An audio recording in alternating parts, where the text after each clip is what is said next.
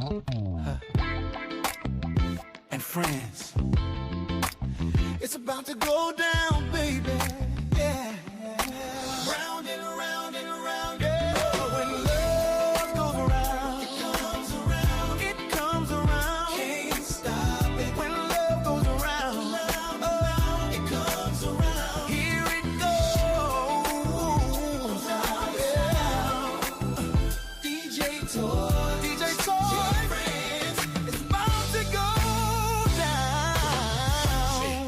Chair, the family's here. Voices are warm, the vibe is clear. The love, love goes around. Ooh, DJ Torch and friends, it's about to go down. Yeah. It's about to go down. Yeah. Laughter and truth, a gentle sound. Hearts open wide when the love goes round.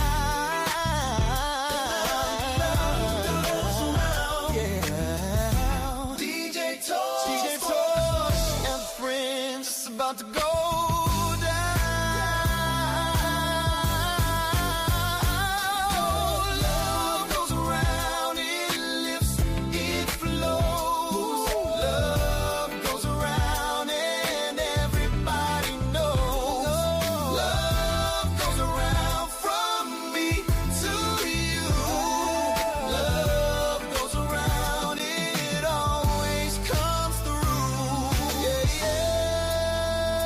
DJ Tor. This rendition of Pimp Game.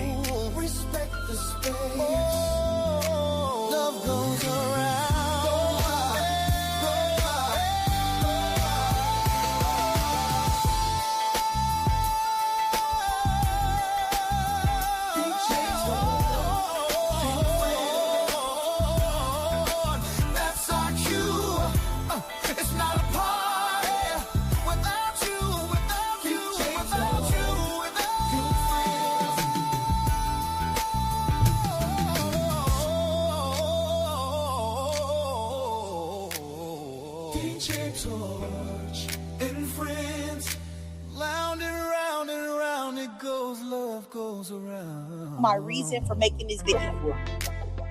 And you didn't text me good morning. And I just so happened to text you good morning. Your best bet is not to respond immediately. You need to take a couple hours, pretend that you asleep, and that's your best bet. Because let me ask you, oh, you just woke up? Oh, no, I've been up. So why you text good morning? Why you just not texting me? Why you text back so quick? You better have a bad day. You at home? I'm about to bring that through. I'm about to come through. It's over.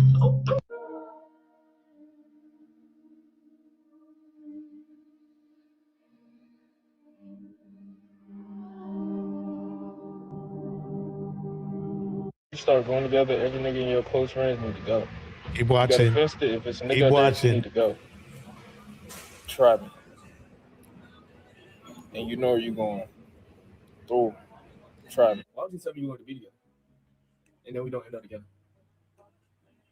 You find somebody else? I don't like liars. If I can't have you, nobody can. Now, it looks like y'all favorite toxic TikToker has been arrested on DV charges. Now, he has charges and he has not been convicted. Red pill, always getting them charges. Y'all always got them charges. Getting charged. Here we go. So therefore, he is innocent until proven guilty. This man has over 500,000 followers. And I can guarantee you with almost absolute certainty that the bulk of them are women, and even more specifically, Black women. This man literally made a video saying, if I can't have you, no one can, and chambered a gun. Do you know how many Black women have lost their lives because of men with this exact same mentality? I just saw video footage of a 24-year-old Black woman who was working at a car dealership be unalived at her job by her baby daddy because he couldn't handle the fact that she left him. So this is nothing to play with. And I just really don't understand how we as Black women can give these men the benefit of the doubt with crazy stuff like this. Let me tell you something about the red pill game. The red pill game with all these red pill lames. Let me tell you something about them. Let me tell you something about them. They make money off of Black women, not only directly when the Black women give them money, but they all, a lot of them half pandering, of course, but then they also make money off of kind of like how Kevin Samuels used women as props for his show because he wasn't shit. So he needed to have some sort of, attraction to his channel. And think about it. He had a channel going with advice for men, Black men, long before he started the average at best theory. And when you think about it, he wasn't shit. He wasn't shit until he started disrespecting Black women, and then he started gaining traction, which is sadly a very disgusting trend, if you know what I mean. And we're here to expose that tonight, along with exposing individuals in that realm of Black red pill. Let's keep this going. When Black men don't even give us the benefit of the doubt when we have been raped or attacked or unalived. I just want to say that out of the heart's abundance, the mouth speaks. And that means how you really feel is going to come out your mouth. Right. Watch this dude right here. Watch this dude. Here we go. Sick. And about women doing whatever he says or else and being aggressive and talking about dominating women and showing other red flags of abuse is very telling. And Stevie Wonder conceded this man wasn't playing. And that is exactly why he got arrested for DV. And I don't think that he's a bad looking guy. He's not my type, but I don't think he's bad looking. And I'm sure that there are women that find him attractive. And that is probably why he was able to get away with this. And also why he was able to build such a large platform based on nothing but toxicity and low-key abusive behavior. Yeah. See, the funny thing is that they'll try to tell you, oh, well, that's not this was just all an act. This was just all an act. I was just acting. But no, they're not acting. What these dudes are doing online right now is basically acting out on how they really are. Anyway, let's get into this. Let's get into this real deep. Shout out to Tevin. Shout out to Phoenix Soul in the house. It's great to see you. Let's get this in the mix. I'm going to bring up another. I'm going to bring up something else. Respected my boundaries and treated me well, and every single man in the comments was saying either I'm lying about the story, or the man is actually married and taking a break from his wife, or he's cheating on somebody else to treat me well. That means the men are saying this because they don't believe there's good men. Because why, when I say I was treated well by a man, every single man is saying, no, something's wrong here. That can't be right. Yeah, dog's holler. I beg your finest pardon. I believe them. I believe the men. I say, hey, a man treated me well, and no man believes it's true. I think that's a sign. Yeah, it's a sign. Deontay's in the house too. Russell Wilson responds to Future saying, fuck him in new song. He posts his picture and says, dad life. Ooh, man. Future, I'm sorry. He done bodied you on this one, Mo. Imagine dissing a nigga in your song. And he post a picture of him and your son walking in the stadium and say, dad life. I don't even, you need to just go ahead and leave Russell Wilson alone, Future. You can't win this one, Mo. You can't win this one. Oh,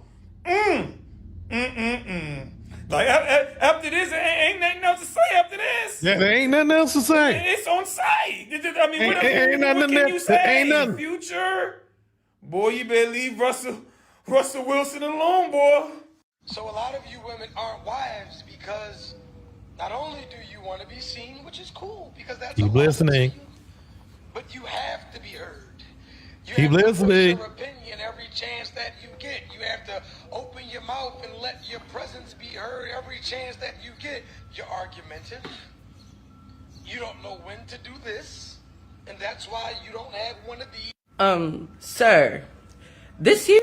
28-year-old man abandons his 5-year-old son in a car while trying to flee police, has been arrested on drug charges. This you, sir? Detectives attempted to pull over Malik Brown, who was driving a red sedan around 10 a.m. Wednesday after they received reports he was selling UGGs in the community of Wellington Woods. I do believe that's kind of an up there neighborhood. Police say Brown fled in his vehicle. Moments later, police located his car. They said that's when Brown fled on foot, leaving his 5-year-old son in the vehicle. Brown was charged with the following: possession with intent to deliver, possession of a tier 2 quality, disregarding a police's signal, endangering the welfare of a child by acting recklessly in a manner likely to injure the child, endangering the welfare of a child while committing a UGG offense with child present. See, it's funny how these red pill dudes, be talking that smack and be straight up criminals. Resisting arrest, driving without a license, aggravated driving, failure to use turn signal, failure to stop at a red light, and unreasonable speed. He was arraigned and committed to Howard Young Correctional Institution after failing to post a $25,000 secure bond. Sir, I can't take advice from a convict. And I'm married. Don't I have a mouth, baby? Yes, you do. I have the biggest mouth ever. So fuck you, you felon. Take care of your kid. And it's argumentative. I do believe you spent 7 years in the pen. Did you not pay? 7 years. So what these red pill dudes do is they get caught for DV or something. They go to the pen for a while, and then they get out and then talk shit on, YouTube, on red pill YouTube, then go right back in again. Pick up a book. Were you raised in a 2-parent household? Oh shit. This dude, you gotta just check this out. This is, the dude, Broner used to be quite the boxer back in the day.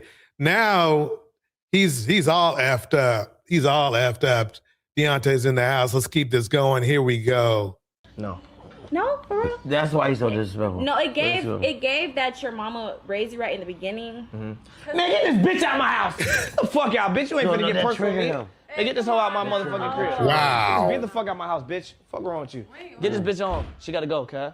What I do? Well, we ain't getting personal, hoe. Get out. No, Get out. I told you that trigger him. Fuck wrong with that didn't bitch. know that. By the way, that's not his house. Get the fuck out, bitch. I don't give a fuck. There's men just snapping and going crazy doesn't happen all the time. Domestic violence affects more women than men, and in Chicago specifically, more black women than any other racial group. Tonight, we're examining that in our continuing series investigating injustice. CBS 2 investigator Dorothy Tucker takes a deep dive into the numbers and the reasons why black women may be targeted more often by those they love. That's a very rare event where you just snap and kill your wife. Your research found a staggering disparity in 2020, where black women were murdered at nearly 4 times the rates as white women. What does this disparity reveal about the broader and structural forces reshaping violence in the United States? Yeah, well, it definitely speaks to the unique vulnerability of women of color in particular, in terms of some of the structural barriers that are faced by communities of color, which facilitate things like. That's rare. That's not a common occurrence. What's common is, I forgave him, I love him, and he's knocking you upside. Okay. That's common. That's common. So we got to stop acting like that's most women. The man that they with now never lay hands on. I'm about to play the video, but we have an update on Dean the Great for why he was arrested. Come to find out, he tried to rob a girl for her phone after kicking her off the yacht, which we have footage of. By the way, this is brought to you by Twin Clips. Twin Clips in the house. You out. I told you it was cracking. Get out. Go home. Hey, get that bitch out my yacht. You know I had to run it. The woman that missed the police that she was kicked off the boat by Dean because she got caught talking to AB, failed the loyalty test. That's when Dean ran up on the woman trying to take her phone away from her to the point where they claim he was even putting hands on her. That's not good. Police got ring camera from the yacht showing that to be true, that she was balled up on the floor as Dean the Great was forcibly trying to take her phone away from her, which resulted with her having a cut on her arm. Things ain't looking too good for him because there's multiple instances online where he get rough like that with women. That's rare. That's not a common occurrence. What's common is I forgave him, I forgave him, I forgave him, I love him, I love him, I love him, and he's knocking you upside. Okay. That's common. That's common. So we got to stop acting like that's most women. The man that they with now never lay hands on. Yeah. Is that pussy pack count for me? No. I said no. Okay, all right, cool. Lay in their hands. This nigga gonna get in trouble, bro. Like he already got Adrian the other Broner. little chick talking about pressing charges. Hold on. Adrian If y'all peep Broner. what she was saying. Like you hanging around a bunch of drunk, immature niggas. Like this some wild shit, fool. Like he better slow down. Then recently, he on camera smashing. The girl covered her face up and all that. You know, I seen this clip coming when she was like, he was trying to buy. I got 1,000 to fuck right now. I don't need it. Huh? I don't need it. I ain't saying you need it, but I'm just saying. So I'm good. Listen though. You can find another No, pair. Oh, stop. 10 minutes Just stop tops. that. 10 minutes tops. If I go over 10 minutes, you can get up and go. That's not enough. He telling his own game. I don't need that. His whole game, he telling This it. is 100 a minute. He telling his whole This is game. 100 a minute. That's all he's But got. I'm like, bro, you gotta slow down, fool. You on camera doing a lot of weird and questionable shit, fool. Shout out to Cyber Dreams. Is that pussy pack count for me? No. I said no. Okay, all right, cool. This nigga gonna get in trouble, bro. Then recently, he on camera smashing. The girl covered her face up and all that. You know, I seen this clip coming when she was like, he was trying to buy. But I'm like, bro, you gotta slow down, fool. You on camera doing a lot of weird and questionable shit, fool. That's rare. That's not a common occurrence. What's common is I forgave him, I forgave him, I forgave him, I love him, I love him, I love him, and he's knocking you upside. Okay. That's common. Tig, come on now. Look, y'all. What the going on with y'all men walking around here putting y'all hands on these mother females? That's rare. That's not a common occurrence. What's common is I forgave him, I forgave him, I forgave him, I love him, I love him, I love him, and he's knocking you upside. Okay. That's More common. That's common. common. So we got to stop acting like that's most women. The man that they with now never lay hands on. And the crazy part about it is that a man will disrespect a woman, dog her out, treat her any old kind of, and then go around his homeboys and treat them with the utmost respect. Go to work, get played, let men play, and then get disrespected, get hold, get little boy, little man, all kind of shit, and then go back home and be this big beast to his woman. Right. These women put up with y'all, love y'all dirty mother, and this be the payback. Yep. The woman that rides with you through the highs and the lows, this be the payback. And I think what gotta be even more sad in these kind of situations is that these men will be at home secretly doing this kind of shit to women and then go back in the public light and everybody love them, everybody glorify them, everybody put them on a pedestal and don't even know who they really are at home. Right. Every day I wake up in this room. Oh yeah, you know we're gonna be talking about this dude tonight. This is where I get my ear comes through here. You know where this is a light bulb. If I didn't turn that light bulb on, this is where I would be all day. That's rare. That's not a common occurrence. What's common is I forgave him, I forgave him, I forgave him, I love him, I love him, I love him, and he's knocking you upside. Okay. That's common. That's common. So we got to stop acting like that's most women. The man that they with now never lay hands on. Yeah, right. And this is where they left me. Y'all, why is Nature Boy sitting up here acting like he in some type of away camp and not prison?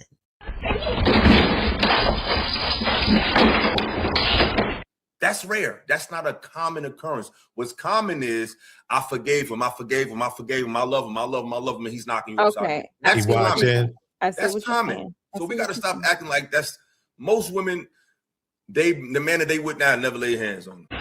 A man threw his wife into a television in front of their infant child. Yet despite multiple prior incarcerations, he was sentenced to only 1 month in jail. The video shows the man first striking the back of his wife's head, then grabbing her like a ragdoll and throwing her into the television, all of this happening in front of their 5-month-old son. Even when the woman tried to escape, the man used a trash can to smash her car and prevented her from fleeing. From the video, it can be heard that the two were arguing over rent issues, which then escalated into a conflict. Afterward, the police identified the violent man as 31-year-old Zach Stacy. That's rare. That's not a common occurrence. What's common is I forgave him. I forgave him. I forgave him. I love him. I love him. I love him. And he's knocking you upside. Okay. That's common. That's common. So we got to stop acting like that's most women. The man that they with now never lay hands on. Chat, tell me the worst thing about myself right now. Comment in the chat why I suck. Why you hate me? Comment. I'm reading it. Okay, whore.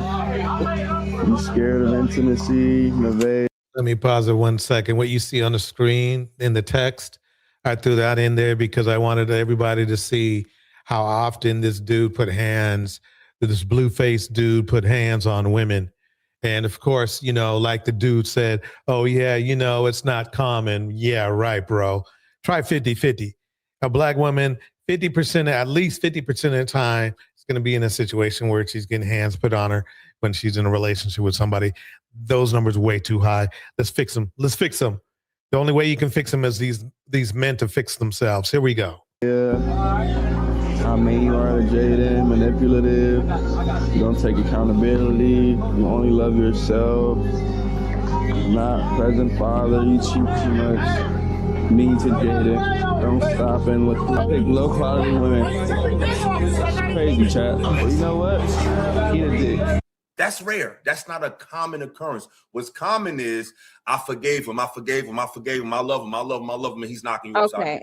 So the bitch steady yelling, you, yo, you should have died on that scooter, all that shit like this. So I muffed the bitch. I walked up to the bitch. Bitch, shut the fuck up. That's what we call it in Chicago when you push a bitch in the head. I muffed the bitch. Look, if I go to jail, because that's an assault. I found out if you do this to somebody, that's an assault. That's rare. That's not a common occurrence. If I go to jail for assault, I ain't scared to go to jail for assault. I don't have it. It was like, oh, you don't want this tape to come out. Give a fuck about no tape, nigga. You bring joy to the household. Yes. You have children. Do you have children? Yes. Are you taking care of the children? Yes. Okay. Not at the same time. Okay. What do you mean not at the same time? They're not all in the same house. Oh. Okay. So I can't, yeah, it's a little complex. You know what I'm saying? Okay. But yeah, when I'm there, I take care of it. Yeah. Well, I feel that when you're I'm not, there. I'm not saying we're in agreement, but you are speaking to, so wait. So you're speaking to the fact that money is the reason why your relationships didn't work. Yeah, but you said you.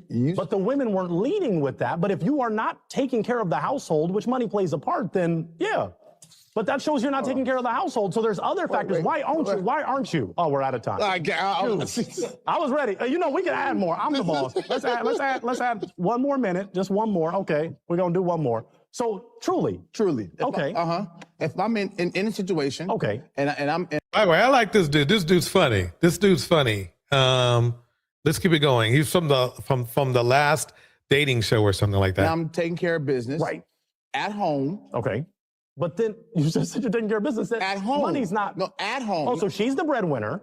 At home. Right. I'll so you're take taking care of business at home. She's the breadwinner. She starts getting salty. Yes. That sounds like another issue then. No. That sounds like I'm handling business at home. dynamic. I'm not. Again, she wants more money. Wants me to have more money. Right. So Why don't you have more? It's a situation. Hey, it's you can't go out and get a job. It's a tough. Everyone in this circle got here somehow. Everybody ain't got a job though. Some of you. Okay. I have multiple jobs. Right. So what's the problem? You got multiple jobs. I got one job. You have disasters. You have fires. You have so all of those things happen. Yeah. All of those things happen. Are you married? Is that your wife? Is that your wife? That's your girlfriend? One of them. One of them. Okay. So he's bragging. So basically, remember now, Myron is supposed to be on this little trip about being religious and okay.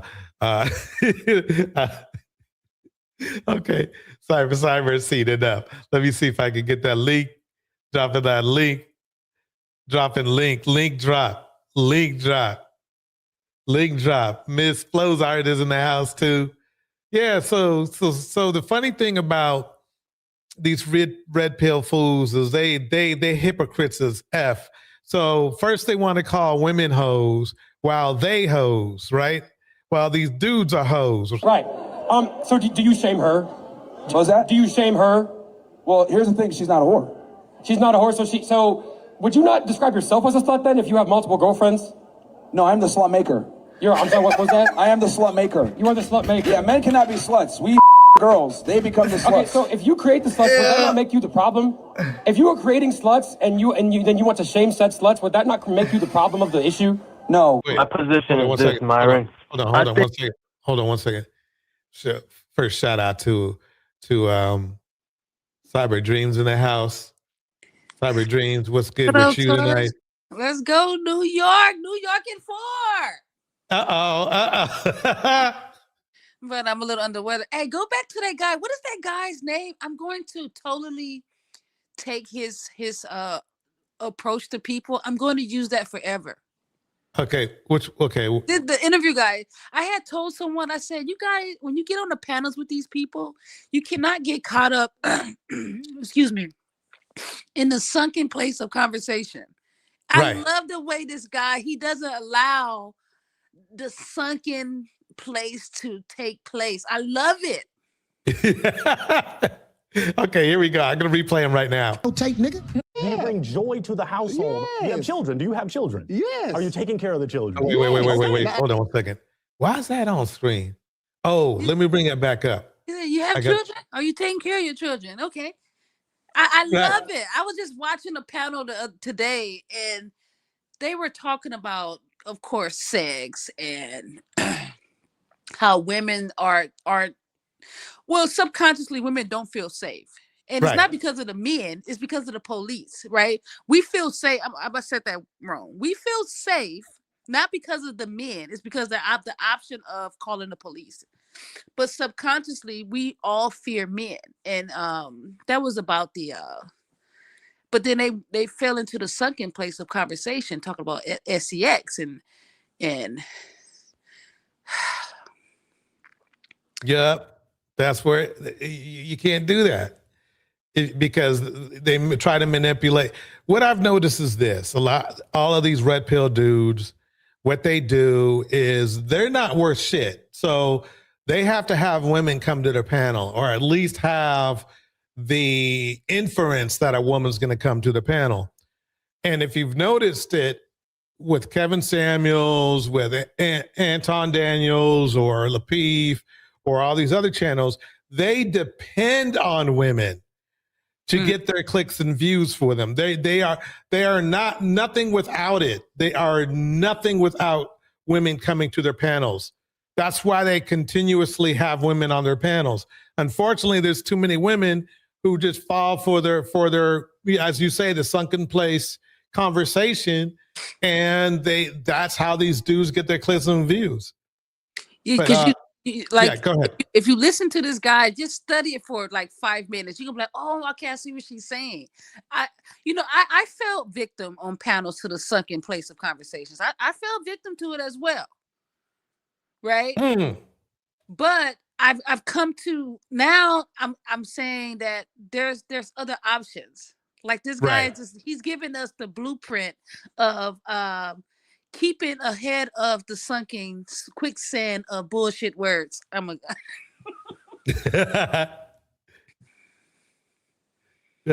we go. Let me spin this.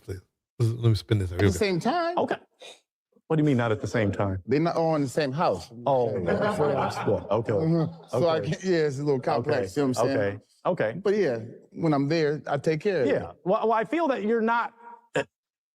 I'm not saying we're in agreement, but you are speaking to. So wait. So you're speaking to the fact that money is the reason why your relationships didn't work.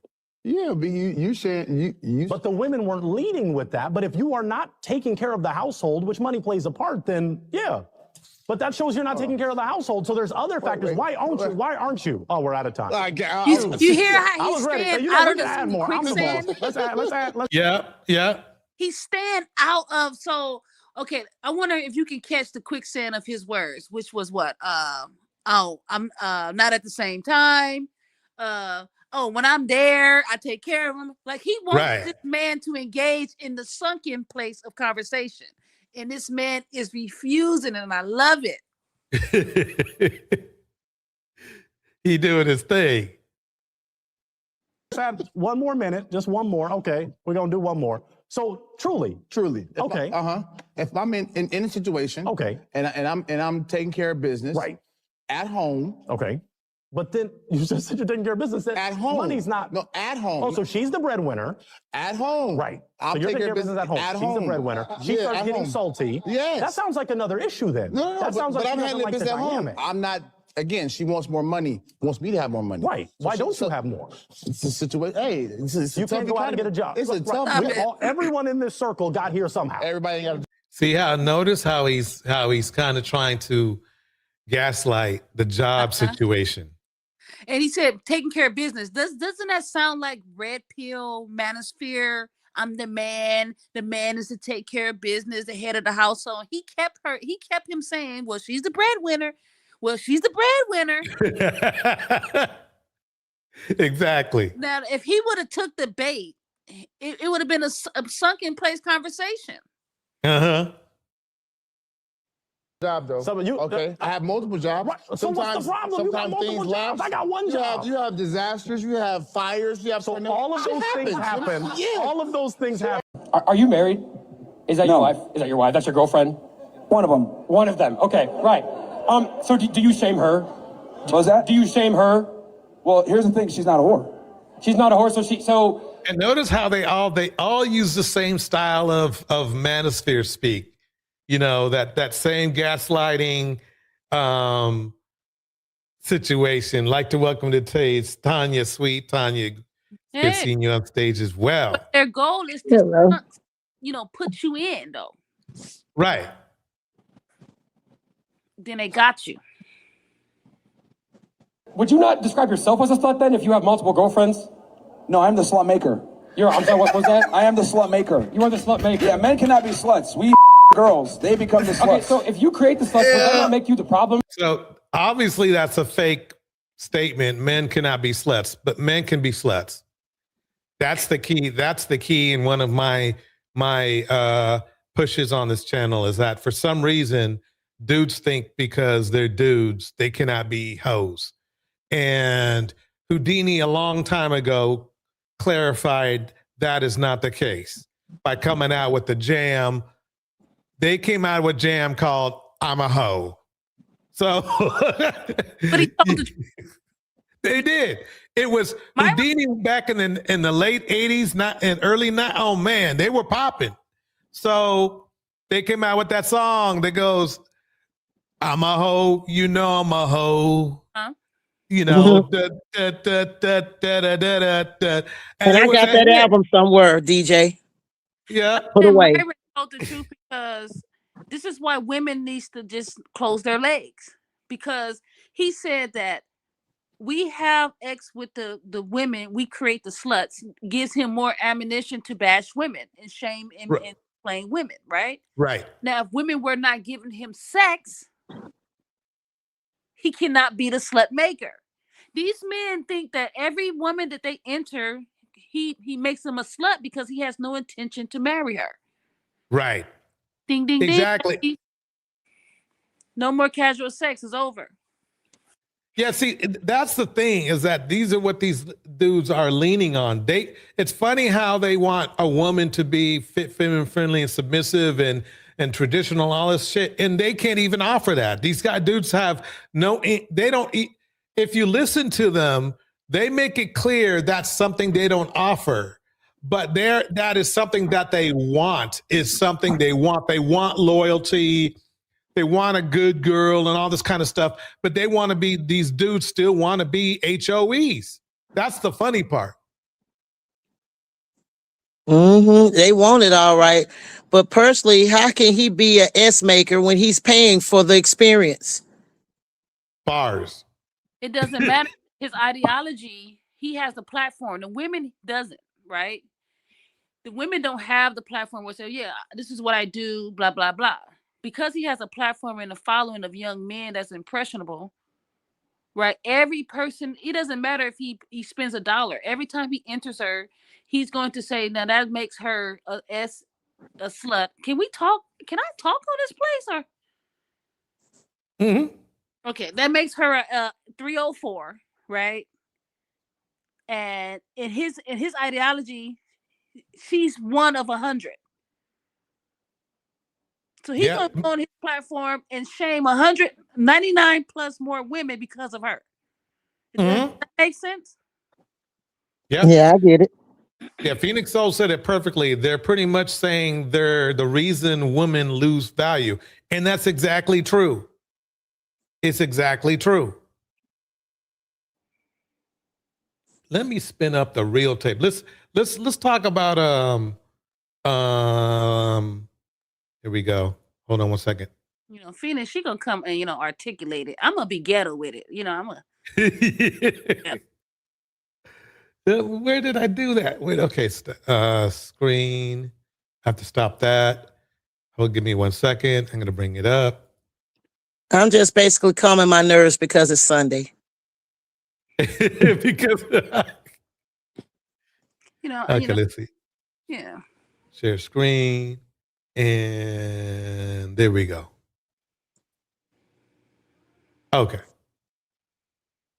As you can see, if you haven't heard, finally, and see, look, I'm not glad this happened, but I have to admit, Shannon finally getting caught, being forced to come out. It's kind of like, because, back in the day, Cyber, if you remember, and Mrs. Flozer, people used to be like going, oh, you just call any of those red pill dudes gay, blah, blah, blah, blah, blah, blah, blah, blah, so they thought we was just name calling. But here we go. What I find, the theory is strong. Usually a man that constantly is either promiscuous or constantly disrespects black women is DL. They just are. All of them. All of them, they are DL. Capital D and a capital L. Here we go. Hey. Is that Shannon? Mm-hmm. It looks like Shannon? Here's one of the risque. Oh, hell no. Wait, what are we watching? What is this? You see that star? You see that dude behind the star? That's in the red box. That's Shannon's lover. And they put the star there so you didn't see his stuff, if you know what I mean. So, Shannon's giving fellatio, or what's going on? Probably that too. Well, it's Pride Month after all. Yeah. So, manly Shannon, remember now, let me build Shannon up a little bit. Let me build him up a little bit now. Shannon Sharp, the man that they call Unc for uncle, because he's a role model, right? He's a role model, right? He's a role model. And he is a role model in the manosphere, the Black Manosphere. Shannon is a role model in the Black Manosphere. That dude is about as DL as the capital letters you can get. He's about as DL as you can get. There he is. I mean, there's nothing more to be said. There's nothing more to be said. Wouldn't his defense say, oh, that's AI? Because AI just came out. Wouldn't that be a defense? I haven't heard him say nothing like that. But no. Oh, I forgot to tell you. The dude, his lover, right? Who, by the way, this all started when when Shannon's boyfriend boyfriend's girlfriend found them doing the do. Wait, what? They both DL. So let's start calling them straight presenting gay men. Yeah. Straight presenting gay men. I'd like to welcome to the stage Deontay. This is why so many ladies, I need you guys to protect yourselves. This is why Houston has this problem. Atlanta has this problem. Stop having sex with these men. Please. They are straight presenting gay men. I like that. That's up there. Yeah, they with got the same thing here in Dallas too. It's just now getting platformed. I like it. It kind of gives It's politically correct. Here we go. I'm gonna play a little bit more. Here we go. Bro, hell no, bro. I know y'all see that title and that thumb. I'm not gonna put that jacket on Unc yet. I ain't watched the video. Flacco saying it's undeniable proof, meaning neither me or you can deny this shit. That's what he's saying. Okay? I don't know how true that is. I don't. We about to find out. But I ain't gonna put that. I fuck with Unc. We ain't gonna put that up. We ain't gonna put that jacket out there like that. No, we gonna. Shannon Sharp's biggest mistake that if he could take back, he would, is hiring this stylist right here. His name is Hollywood Muggler. Shannon Sharp was taking this stylist to basketball games, sitting front court, taking him everywhere, being pictured with paparazzis. He gave this stylist hella clout. Giving him the clout is now working against Shannon Sharp, because now when Shannon Sharp had to fire the stylist, Shannon Sharp has already weaponized the stylist with a platform that the stylist can now use against Shannon Sharp. A lot of times, not all, a black start to become a little successful, start to make a little paper. The first thing we say, oh, that end gay. Because they were, and like what they try to do is call into question, because in our community, even though they say somebody might say it, it's still kind of frowned upon. And it's frowned upon in a lot of communities. Right. But I don't know if it's treated as harsh other than the Muslim community than in the black community. But people will say, if you repeat something enough, why you think when people give misinformation? If I keep repeating, people will start to believe it's true, because a lot of people. 2 years ago, I coined the thing homoeroticism. Neither did this young man say anything, called his man out on his, or the guy who was talking. You notice they don't call these men out on their behavior. They just, they skate the surface so much. It's as it's entertainment. And I look at that as homoeroticism. They all suspect. Basically, yeah. People believe repetitions of a lie will make it true. Right. So if he had just said it once, but he kept repeating it, knowing me, and I get it. My stylist, Hollywood, he was gay. Okay, that's his life. That's not mine. Oops. Hollywood no longer styles me. Why? Because I'm loyal to Shelly. She was hurt that after 20 plus years of being my stylist, that I had gone outside to hire someone else. And someone else was getting the credit when she was there at CBS. She was there when I started at Fox. She was there when I was going out and doing red carpet events, and I never had a problem. And for me, in my head, I thought I needed someone outside.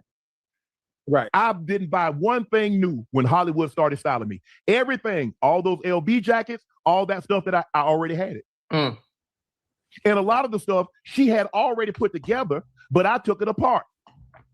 So when he put it back together, it was just what she had put together. And I told him, I said, Hollywood, I said, bro, I think you did an unbelievable job.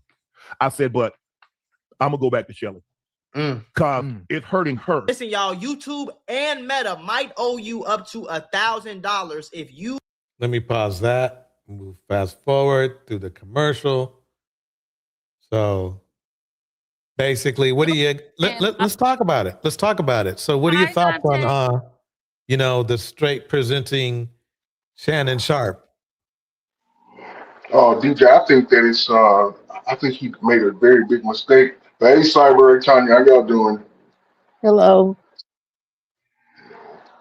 Yeah, I think he made a big mistake by hiring the dude in the first place, because that didn't matter. I'm like, why would you hire this? And this is nothing against the LGBTQ But if you don't want to be looked at upon that, looked at that way, why would you even hire somebody that was gay?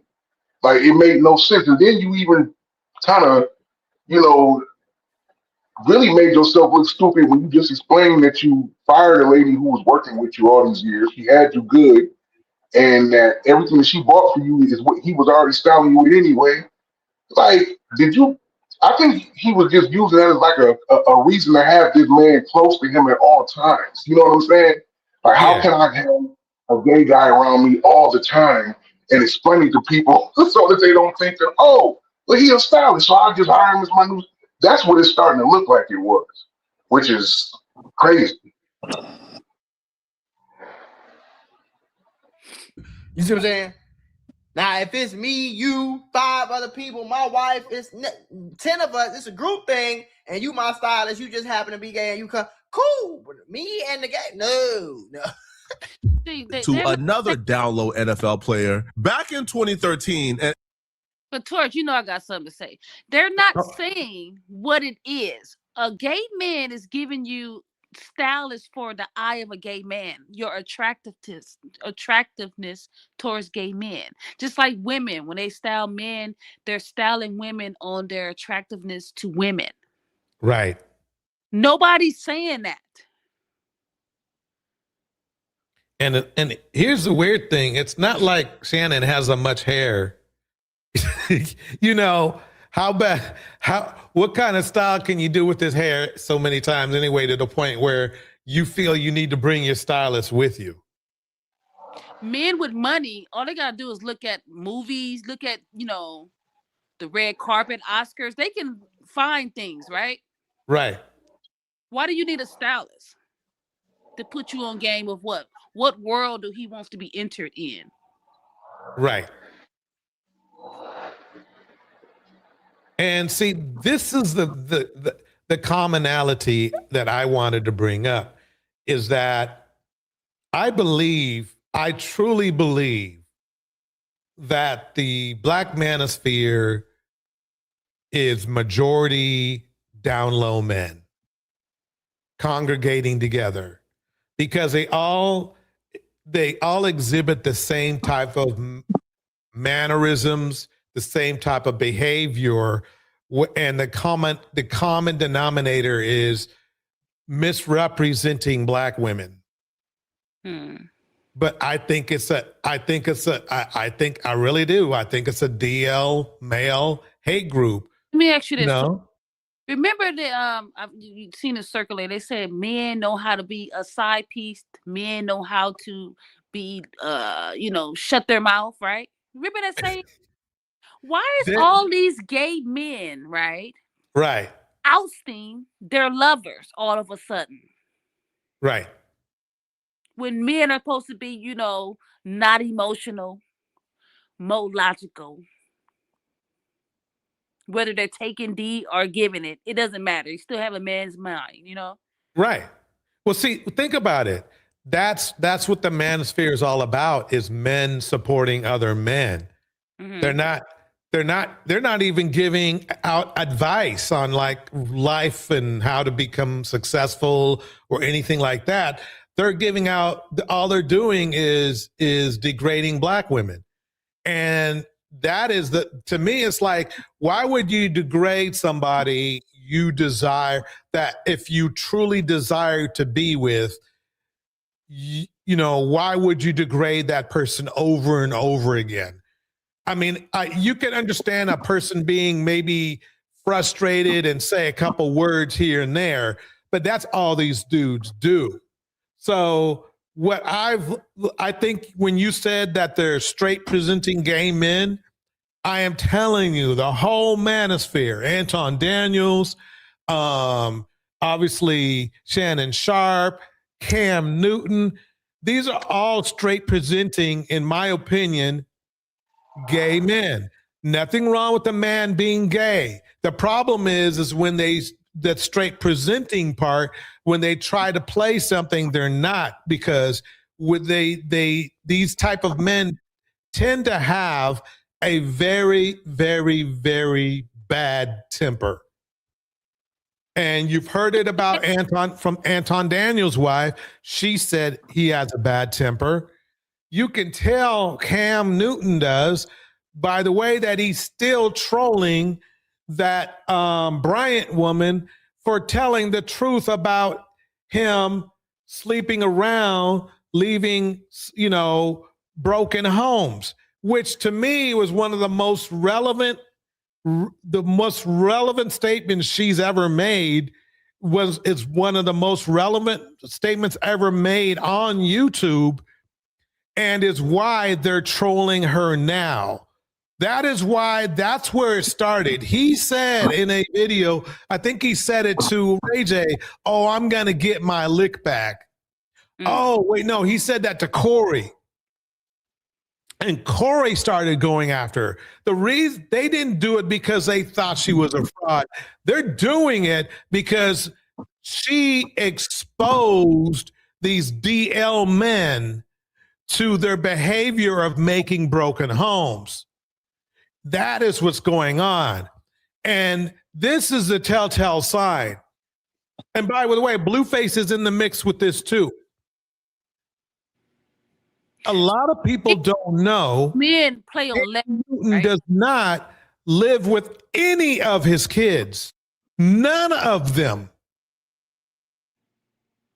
So can you hear me? Men love leverage, no matter what it is. What is it about these men that's leaking, that's exposing these men? Who has the leverage then? And how do women take notes in trying to gain some leverage over these men? Great point. Because they're not afraid of us. They're afraid of these gay men. That's what they're afraid of. Right. So yeah. So Shannon Sharp. Shannon not so sharp. And that's why he treated that woman so bad. Remember when Shannon choked that other woman and then he had to pay out, he lost his gig. He lost $150 million plus the $30 million he paid her. And he still didn't learn his lesson. A law video, including videos of Carrie in Hollywood in bed. When someone had leaked some pictures of he and I out, and he said to the tabloid that he was not gay. Now, my thing is this: if you don't want people to know your business, then you just don't speak on it. Now, you're not going to make me look like a damn fool. I don't care who you are. I don't care how big of a star you are. This is a dude, by the way, talking. You're not about to make me like a fool. It took a little while. It was not like something that we jumped right into. Maybe like 3.5 months. Y'all be dirt. Oh my God. That's the dude right there that Shannon slept with. Like that? Of course. Now, I mean, remember now, this all started because this man is heterosexual presenting as well. But GAF, I call it, gay AF, if you know what I mean. That's him. That's Shannon's boy. Carrie Rose is gay. I mean, anytime you lay with the person that has the same thing that you have between thy legs and you sleep with them, you're gay. But I think that I probably was the first guy that he tried, and he liked it. Oh, no, I don't want to hear about it. So these gay men, is their feelings being hurt? Like, all I see is men being the usual abusive self. Like the gay men being abusive and the straight men are being abusive. That's all I see. Man on man crying. That's all I see. Yeah, I'm doing the same face as that guy.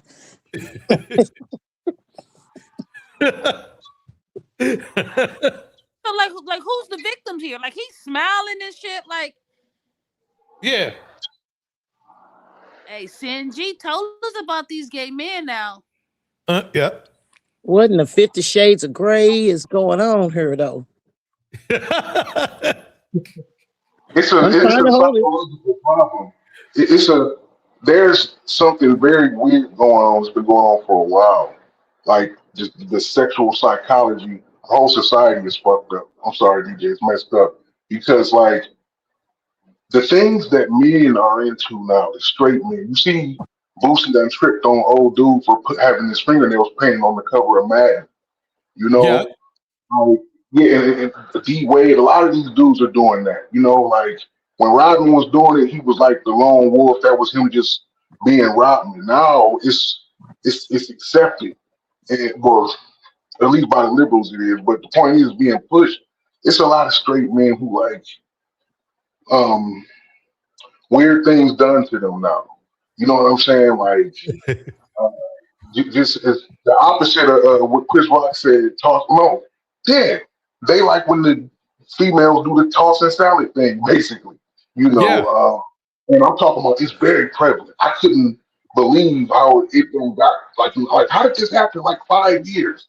It's like, you know, I don't know what. Anytime somebody wants to be in that area with a man, it's like, what are you doing? And I'm talking about men who are straight mouth, straight. You know what I'm saying? Like, but they cool with that, you know, like and just other little weird stuff, man. So I think that that's something that's really, and people purge it. You got to push harder and harder. Once one thing gets you going, you need something harder the next time. It's like any other drug, you know, sex is the same thing. Well, imagine these people have been doing this since they were teenagers, man. You know, so they need more debauchery, and it's spread wide. It's crazy. It really was. I don't even know who the fuck Kerry Rose is. Nobody was uncomfortable because if you're uncomfortable, you don't do it more than one time. Now, it wasn't just sex. I'm no one's whore. So we had a relationship like two people have. We had fun. We took trips, and we done a lot of things together that couples do. So it was not just sex. You know, he never talked about coming out as gay. I think that he felt like it was going to be something that no one found out, and you know that was just going to be it. You know, going to be it. I don't think he thought the pictures were going to leak. I did not expect him to come out as gay, and I don't expect him to come out as gay now because he has lied to the media and his, you know, fans by saying he's not gay. And he know if he was to say, yes, I had a relationship with Hollywood, that they would eat his ass up because he's lied. I most certainly do think there are other gay players in the NFL. I think there are other gay. I think there are gay players in every sport. Of course, you just don't. And I think the dude's right. I mean, this dude's right. I think, like, for example, the Diggs brothers, I think they got a little something going on, not between each other, but you know, that what I find is this, is that men, again, I will repeat it, men that are promiscuous and that disrespect black men, women with consistency, they are definitely straight presenting gay men. Know about it because it's such a manly sport. So of course they don't want it out, but I definitely think there are other gay players in the NFL who want to come out, but they don't know how to come out, so they run. I call it chicken shit. What are the odds? I mean, let me fast forward. I think we've okay, let's see what Tasha K. $400 million lighter Tasha K has had to say. Mr. Shannon Sharp. I literally. One thing I will say though, I'm gonna be honest with you about in real life. Do I really give a fuck? No. I don't know why people care that much. I'm gonna be honest. But that don't mean this shit ain't entertaining. Do your homework. You know what I'm saying? But I genuinely. Let me fast forward. You said, I just don't understand why my boyfriend would have these photos of him and Shannon Sharp in the same hotel room with Shannon Sharp's stylist, Hollywood. Hollywood has been romantically linked to Shannon Sharp, the stylist, the one he publicly took on basketball. I ain't gonna lie, bro. This picture right here is crazy, bro. That picture right there. There they are. Shannon Sharp. Yeah, forget it, Sunday. What? Look, I'm just gonna say this. It's always been that type of stigma in the Black community when it comes to men. It always has been. And and it's so much that they try to push them into sports. I mean, come on. They always got to slap each other's butts before they go out or whatever. And you ain't going to tell me that that's a manly thing to do. I ain't never had a woman slap my butt playing female sports. Just saying.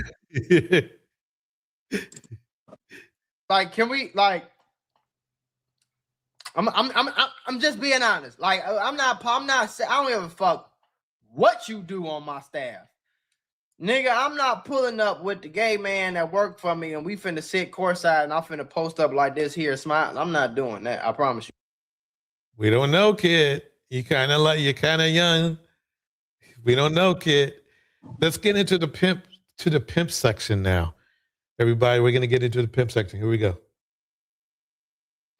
Prosecutors in Romania have filed formal charges against the controversial influencer Andrew Tate, his brother Tristan, and 2 Romanian associates.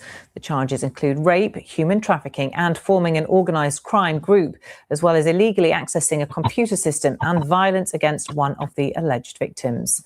The indictment deposited with the Bucharest court says that at the beginning of 2021, the 4 defendants formed an organised criminal group to commit human trafficking in Romania, but also in other countries such as the United States and Britain.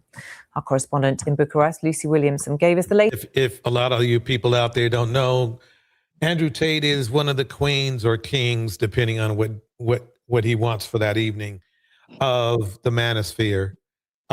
He's mainstream Manosphere. There's a difference between black and mainstream, but he's mainstream Manosphere, but still he... Latest on today's charges and the background to the case. This investigation has taken 6 months to complete. They have been in detention or under house arrest for all that time. And Romania's organised crime unit have come out with a statement this morning which outlines some of the information that led to this indictment, as you outlined there. I'm sure that old Tate would probably want to say something like, oh, yeah, you know, this is cancel culture and everything like that. Romania ain't got no cancel culture. So for you to get caught up in a pimp sting, because that's what trafficking is a pimp pimp game. It's a modern name for pimping. In Romania, that's a lot. That's a lot. So anyway, guess who visited Tate while he was under house arrest? Let's take a look. Check it out. This is a clip where the YouTuber, The Saint and the Sinner, makes a surprise visit to Andrew Tate's house in Romania. This man right here, Saint and Sinner, as a lot of you may already know, flew all the way from the United States to Romania. In the middle of this case. Wait a minute. Him? Yes. Okay. So, And it was a surprise visit too. He wasn't invited. Yes. So, somebody's bottom B is directing him there to get a little contact up there. And then you notice a lot of these rich folks, and not just these, what we see here, it seems like it all goes down in Romania. Yeah. I think Saint and Sinner went all the way over there to give it up to Tate. He was going to give Tate some. Damn, he flew out. He flew out there. Yeah. Yeah. And I think I've seen people cover this, but I don't think anybody picked up on why would this man fly all the way out there for nothing? I mean, don't get me wrong.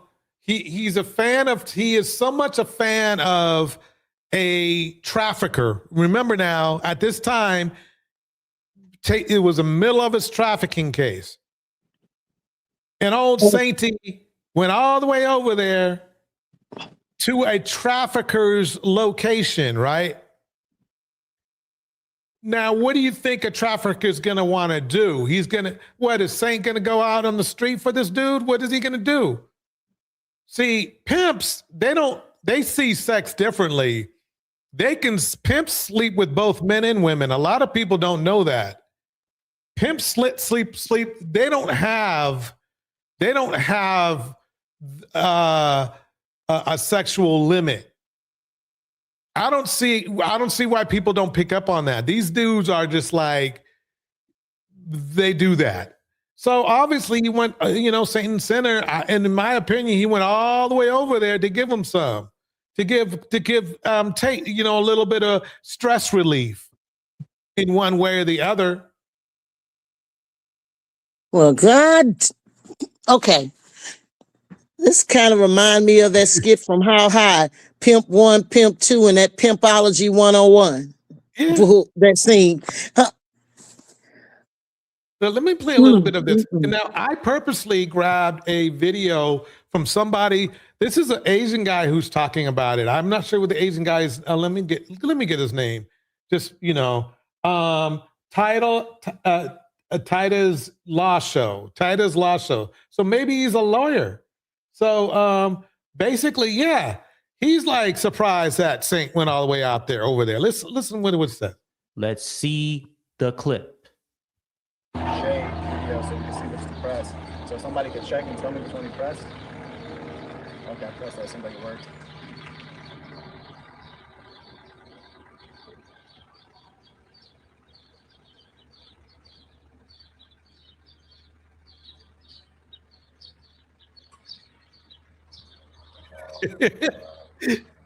Phoenix Phil says, I bet they were licking each other's bald head. There's some people are coming.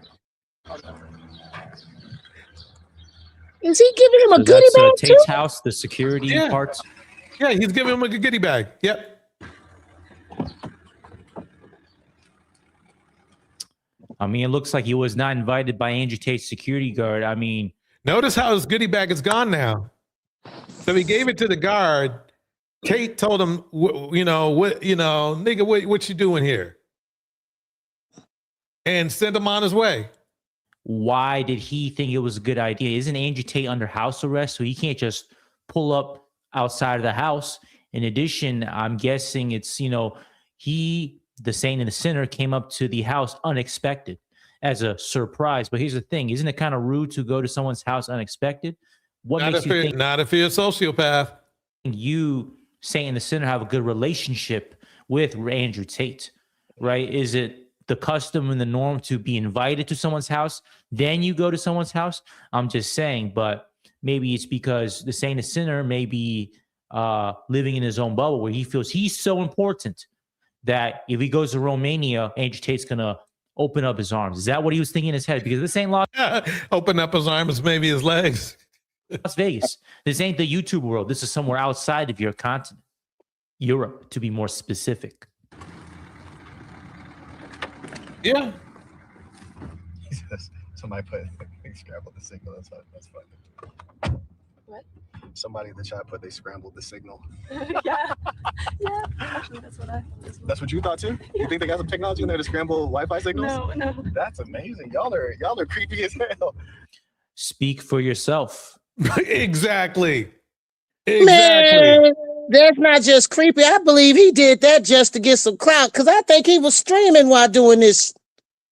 Yeah, he was streaming. He's got his bottom bee in the car with him right now. Okay. So let's catch up on see what's going on with Tate now. Donald Trump not protecting you, but he wants to protect, Andrew Tate, an accused sex trafficker. Put him up. Full mass. Isn't this something? The White House has intervened on behalf of accused sex trafficker Andrew Tate during a federal investigation. Tate has faced allegations of sex trafficking women in 3 separate countries. Quote, "The Tates will be free. Trump is the president. The good old days are back." End quote. Tate posted on X before the trip in February, one of the many times he has sung the president's praises to his fans.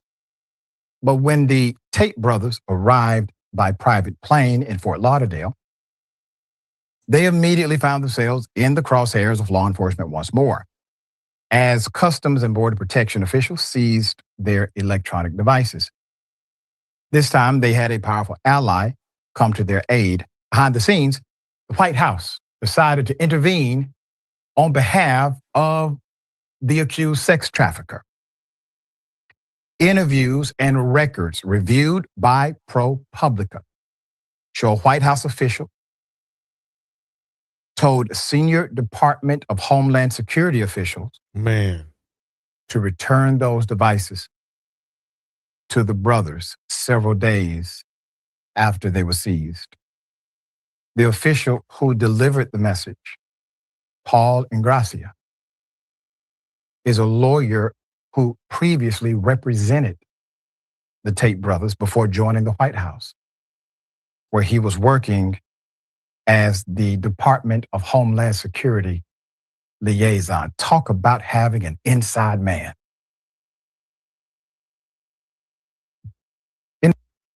Is that crazy or what?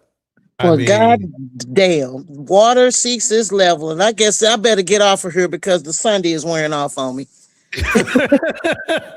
I'll keep watching in the chat. Okay, Tanya, thank you for coming up. Look, all right. I got more for y'all. Here we go.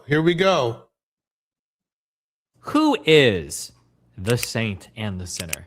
I thought about putting together a whole dossier on this, but I'm too lazy and I don't care that much about this guy. Just enough to show you some of the funny shit that I've come across.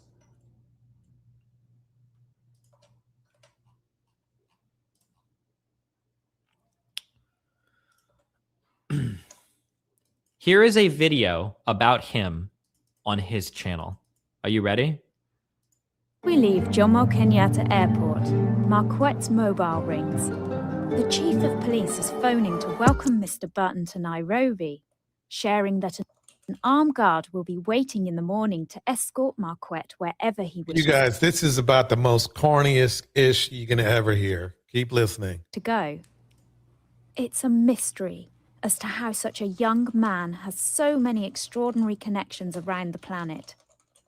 Marquette Devon is the real-life James Bond. Oh, you got to be out of your mind. Of all the leaders I've documented, I've never witnessed an armed guard so taken with the person they are charged with protecting. Marquette is a man you share your secrets with and laugh with, even if you have an AK-47 strapped over your shoulder. It's just that Marquette Devon Burton is enchanting and bold and kind. God. A Kenyan public school teacher reached out asking if he would be willing to surprise her students on their field trip to Nairobi. Despite other plans, with a smile, he agreed. The Kenyans literally rolled out the red carpet for Mr. Burton's arrival. He is an enigmatic figure, a businessman, and a boxer, an author, a stoic, and a poet, and above all, a philosopher, a leader in reforming global human culture. He's written a 3-sentence Bible. Now, why did I bring him up? I brought him up for a reason, and this is the thing. Let me let this guy break down the real Saint Center right here. On my screen. You would have did better by shutting the fuck up. Hold up. That was his first business. His first business was 5 fingers because he's a fucking thief. That was his first business. Hold up. Bridget always in the background. There go Bridget right there. Come on, bro. You had the audacity to call me. Yeah. Okay. So this is Saint in the Center's bottom B, and basically he uses her. He pimps her. And what I mean is that he doesn't really have that much. She owns the houses and everything. Let this guy explain it to you. But basically, as you notice, for a man who brags as much as he does and roasts other people, let's just say, you know, his woman is average at best. His Skittle who? Boy, you already know what happened to people. You putting them type of accusations on my name. It's gonna be a problem, bro, when I run into you. It's gonna be a problem when I run into you, boy. Oh, that's not it. You keep going. Hold up. That's the bitch that owned the house that he was boxing in the back of, and he said he was the owner. Yeah. So basically, this is the thing: is that there's been so many men who have exposed him. This is just basically what he's saying is that Bridget is the owner of the guy's house. If you have $100 million or $30 million or whatever you say you have, you can literally buy a house cash anywhere. You don't need anybody else to sign your paperwork. Bridget. The whole time, it was Bridget financing everything for this fucking goober.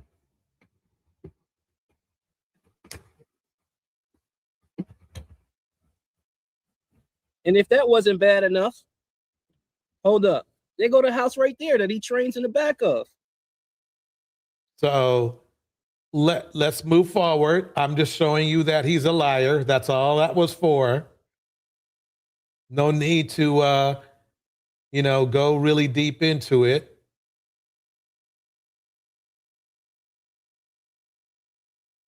And I'm bringing him up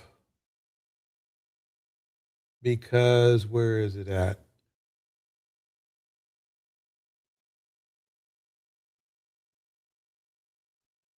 Where are we at here?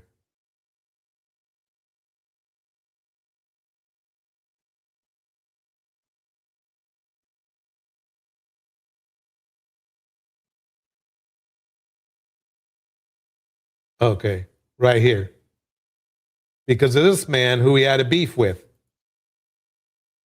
But the masterpiece, mouthpiece, you understand me, man, from the south side of motherfucking Chicago, man. The informative representative, man, with the objective of knocking a hoe, man. You understand me? Teaching these hoes how to motherfucking seduce, reduce, and properly motherfucking produce for a pimp, man. You know what I mean? Hope y'all live as long as... Again, this is the late Sinful the P. Late Sinful the P. And he was a bona fide pimp. He went to prison for it.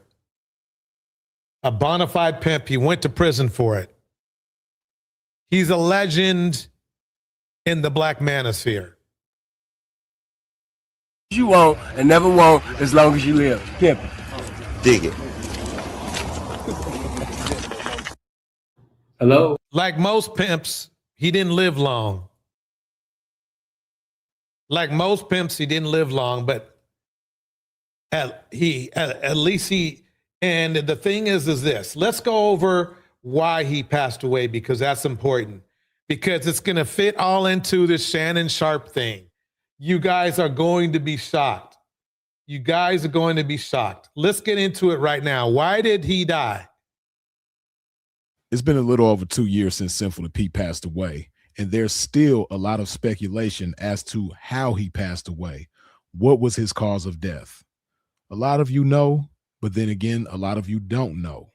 So for those of you who don't know and want to know, I know. Let's break it down. This video is for you. So let's talk about it. Let's go. If you want all this pimping, you can't. And a lot of you believe the wrong things. And then you got a lot of haters and suckers that perpetuate the wrong things.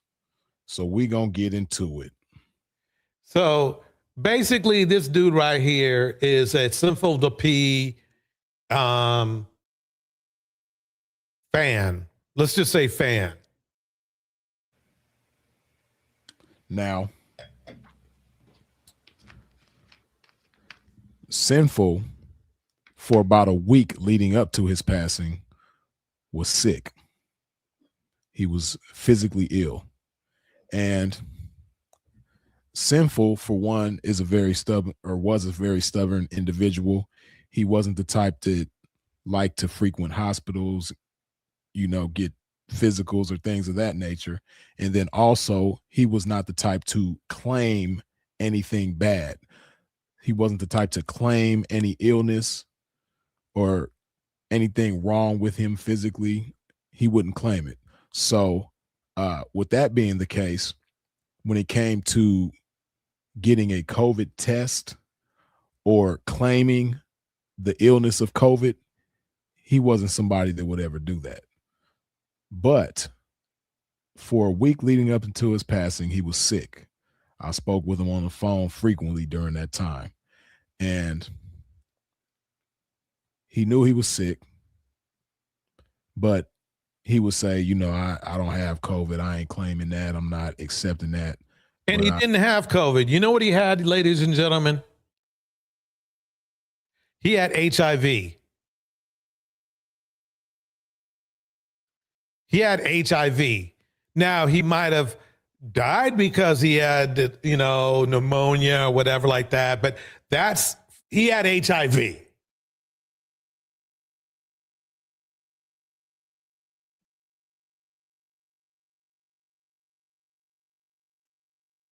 Yes. They were trying to cover it up and make it sound like he just died from something COVID or something like that.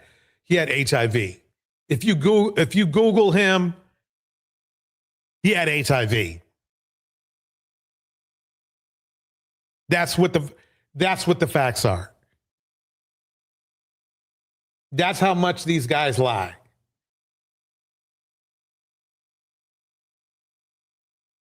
Even this dude tried to lie for him. He transitioned. He had COVID. He had a blood clot in his left leg that traveled all the way to his lungs. Because when he talked to Freeze, now Freeze said all this earlier. When he talked, because Freeze had the information before I had it. When he talked. See how these dudes protect each other.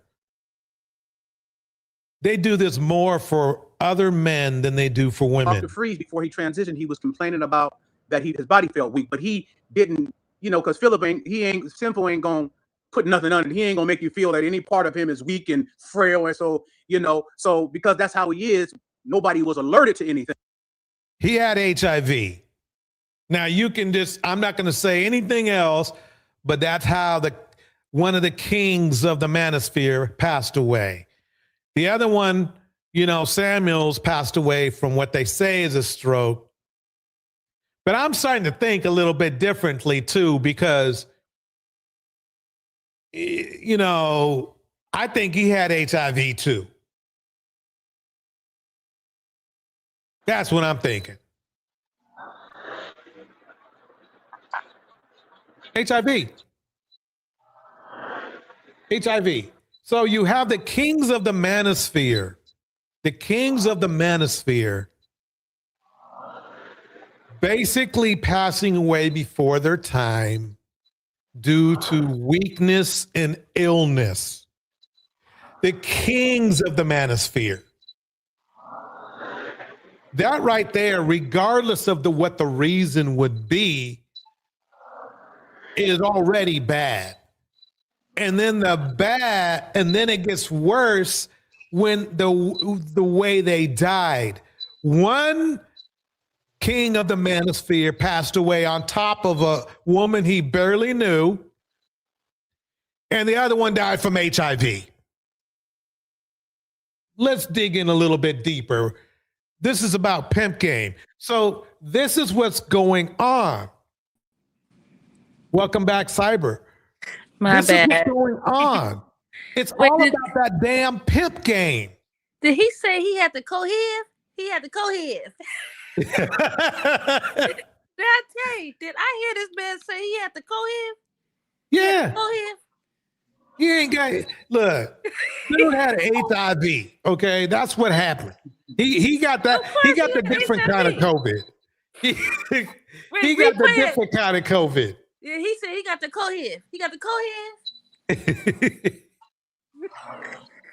And so it's funny because The two key, I mean, the men that were supposed to show masculinity, strength, power, and all of that passed away because they were frail. Now a pimp, right, doesn't usually he claimed that he didn't go into his women's, right? Right. So was he going into those, those straight presenting gay men? I think so. I think you nailed it. I think maybe he, Mm-hmm. So here's the funny thing. A lot of people don't realize that the manosphere is built on gayness and it's built on pimping. There's nothing wrong with a man being gay, but there is something wrong with men that, let's just say, weaponize it. And let's listen to the group of them talking, because this is really the epicenter of the manosphere right here. This, the epicenter of the strongest part of the manosphere. Here we go. Thick as fuck. And, Oh, shit. What? I thought that's O'Shea. There's always these less attractive men. Like, when did these men that were known to be not attractive throughout all of their life, adolescence, right? When did they become so hey, how can I say that? Profound audacities. Yeah. What I find is this, Cyber, the uglier the man, the more visceral they are against women. That's what I find, is the more bitter they are. I thought ugly man's supposed to just work out, get money. He's not working out. He didn't fix his teeth. He didn't even get to Steve Harvey, But no, the thing about the O'Shea is that just the other day he was on, who was it? He was on another channel. What was her name? Dang it. Wisdom Ain't Cheap is in the house. I seen a whole guy get reconstructive surgery on his face, change his whole look. By the way, you got to check out Wisdom Ain't Cheap's channel. Please check her out. I want to find out what's going on with Pretty Black Misha. I haven't seen her around for a minute. I need to see what's up. But anyway, yeah, but so O'Shea was playing, soft shoeing over there at Lucky's channel. And let's see what he has to say now. So all of a sudden right now, boom, here we are. He's on a channel with some pimps. He's talking to a pimp. and it's crazy because we ain't after the Wi-Fi all slow and shit, nigga. You know what I mean? It's crazy. It's slow and shit is lagging. And I'm in Africa. So midnight before midnight. So all that laughing and gigging, is that considered flirting? Yeah. Let me just real bit before with a simple. Let me do Look this. how well these guys are getting along with each other. Ain't They're that just what men loving and each women other. do? We got Kevin Sanders. Kevin, let me introduce Kevin because we have a call. So Kevin, go ahead and say something. Thanks for coming on, Kevin. Hey, can you guys hear me? Oh, look, it's the late Kevin Samuels. See, ladies and gentlemen, the point I'm trying to make is this. These dudes are talking pimp game. They're not talking about relationships.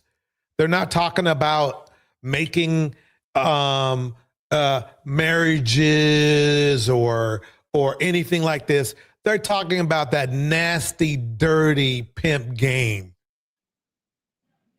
and dressing it up in a way that they can use it online. That's what happened. So basically the manosphere was built off of pimps. The black man's the culture and their image is built off pimping, because like 3 to 5 years right after slavery, they were pimping the women. So this is something that's not new. The thing is that women we have these rose-colored glasses on. It's like every 10 years we get another pair of glasses. So it's okay. How can I say this? In the 80s, the glasses were what? Police brutality. Mm-hmm. In the 90s, the glasses were hotepish, African studies, my brother, my sister, those were the glasses in the 90s, right? To keep women in. The 2000, what was the glasses for us in the 2000s? Let's see, that's when the music really, really did a shift. Yeah. Now in 2026, we're going into 2030, what glasses we have? Straight presenting gay men glasses. Bars. Yeah, everybody got a suit on with me. Let me go put on my church shit. Fuck that. What's going on, guys? For those you don't know, my name is Kevin Samuels. I run a men's style channel.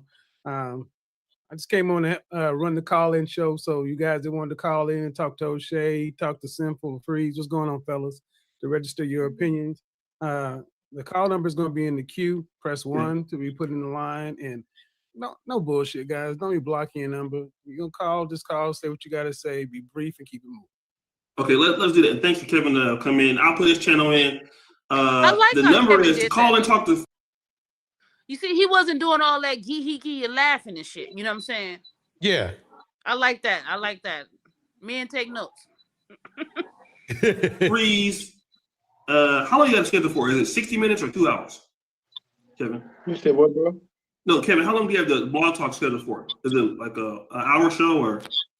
2 up to 3 hours. Okay. So basically, I want to show you that. Let me.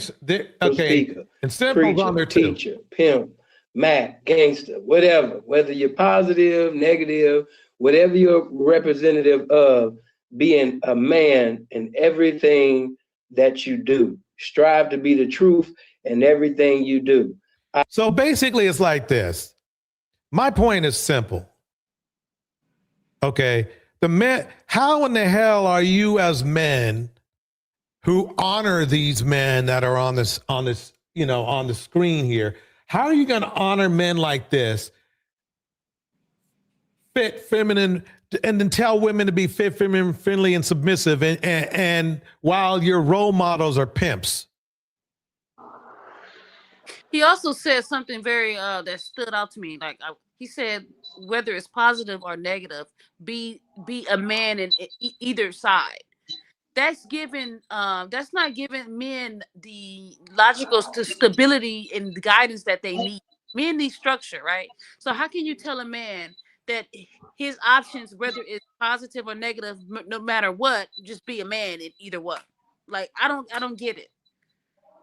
Basically, what I think is that these men are trying to teach other men how to consume women. I like that. It's something you're talking on the basis of spiritual, though. You know that, right? Oh, they want to take women's soul and they want to take women's body, and that's pretty much energy. What pimps do, right? They're energy harvesters. Yeah, hold on. I'm sorry, DJ. You right about that in cyber. They do want to do that, but it's something in particular. This video that you're showing, DJ, is in the beginning. Notice they're not talking about women in this one. This is before all of that. This is when they were just aiming at the men, and they didn't discover that going after the women group is what was going to turn them up. But just to answer Cyber's question, because I've heard that said before, be a man in anything you do. Like now, when he was talking about the positive and the negative, he just meant be accountable for what you do. So if you do something negative, you cheat on your girl. You giving him an out. No, I'm not giving him an out. Trust me, I'm not into what these motherfuckers is into. But I'm just saying I understand what that was being said. But you don't want nobody to do that. Right. So what you're basically saying is that they wanted to present it. They wanted to present as role models. They wanted to present as role models, but really it's like they're coming from a dark, dark place. It's almost like the devil telling you to be good. It's like, these are men. I mean, for you to be a pimp, you have to exploit something. I mean, he literally went to jail for exploiting women. So for him to be telling men, oh yeah, you need to be, you need to really be true to yourself. It's like, wait, what the mother, what? That's my point. What do you think, Simon? No, I'm saying he's not. See, this is the reason why it's an old saying that they talk about there's a folklore about the Indians. They said this about white people. They say they talk out of two forked tongues, right? Right. Basically, this is what the black man talks out of. He talks out of a forked tongue. He said that if you're a positive man, be a man in it. If you're a negative man, be a man in your negativity. I'm trying to understand because I don't have a man's mind. I'm trying to understand what the hell does that mean, and is this really the logic of in the pathology of what the black man's his core beliefs are? If this is the case, then black men got a humongous problem. Yes. Yes. Yeah, I didn't know. If that's how he said it, then yeah, that's not what I was talking about. Then I thought that he said, "Be a man in anything you do, whether it's positive. Whether it's positive or negative, saying you gotta be accountable for everything you're doing." But if he's saying if you a negative person, be negative in your I don't know what that means. I mean, be a man. I don't know because this dude is breaking up. I don't know what because when you're in the criminal activity, they bend the shit out of morals. Like I know some Christian criminal activities out here, man. Like it's crazy. I don't know about that one. Yeah, but I just found it weird that they're glorifying pimpdom. I mean, why didn't anybody put this together? I mean, it's like that's what they're into, pimping people. I mean, I don't want to just go down the throats of the men because I know Tevin in the comments he's bawling right now. I would put that same thing what I said on women. Women have a tendency to say, "Oh, girl, get that money, no matter what." Who cares if he's married? Women do have that element, right? Yeah, but that's that women do have that element. I wouldn't say it's as big as an element as men wanting to pimp women, though. No, I'm not giving a comparison. I'm just saying the facts of the truth on both sides. Because Tevin, he's going to be in the comments bawling, pulling out his hair, talking about what about the women's? You never say nothing about the women. Yeah, he does that a lot. But let's bounce back on Kevin Gates because remember now, here's another. Yeah, they be doing it, but see, that wasn't nobody but a hater. But I had to address that though in the dope. It's something about Kevin Gates that gives me the complete ick. I don't know what it is, but that's not why we're here. Hey there, I'm Antoine. Just here to report the news. I don't want no smoke with nobody. The 39-year-old Louisiana rapper feels like the people of the internet wants him to get out of character. Following again, let me show you this pattern. Diddy, Kevin Gates, the list goes on. I mean, even you hear what's his name? The guy who made who was that dude? Well, let me just spin this. Let me spin this. Top of it, top of it, top of it. It's your boy Coach One Stack, man. We tapped in, y'all. Hope everybody's having a beautiful win. I'm a little bit sick today, so please excuse me if the voice seems a little bit hoarse. But I like to bring it to y'all raw, man. And before I bring y'all this, let me go. Welcome to another episode, everyone. Kevin Gates is out of the closet. Yes, indeed. Rapper Kevin Gates, he went on Instagram himself and said, not only does he like the P, he also likes the D. What? There it is. So another man who projects as a masculine, strong man likes the D. And it's because, and that's funny because wasn't, don't you find this weird pattern of all these men that criticize black women always turn out to be what's that term, Cyber? You talking about straight presenting gay men? Exactly. But any man that wears the tightest drawers he wears and sags, come on. His whole cake is cake everywhere. Cake. Yep, straight presenting gay men. Like you should not be wearing your butt cheeks should not be in public for men to look at. So maybe the manosphere is just another tool for men to cover to appear masculine. Because when you think about it, it's like this. All they do is criticize women. They don't criticize other men in the manosphere. The only other men that they criticize are men that are stable and married, like, Russell Wilson.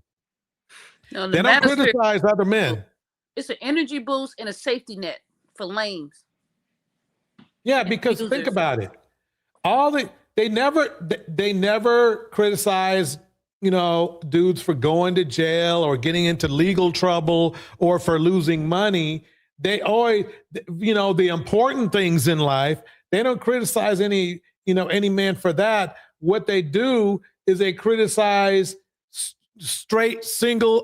either straight men or married men, when you think about it, that are stable and have more money than them. That's the kind of people that the manosphere men attack. And here's Kevin Gates, who's red pill AF. He made that clear because he started talking smack about women. If you're going to get on YouTube, Instagram, be popular, you're also going to get called the gay. I mean, it's what happens. However, we don't know who he's talking to. It could be a woman or a man. Evan, what's going on? No. And what we came across. And then here's O'Shea trying to defend another gay dude. No, I mean, DL. DL. Talking about I'm gay. Well, come bend that ass over there. Let me show you. So here Kevin Gates is getting his hair braided and somebody comes into the screen and it's called. Whoa. So he talking to another man there.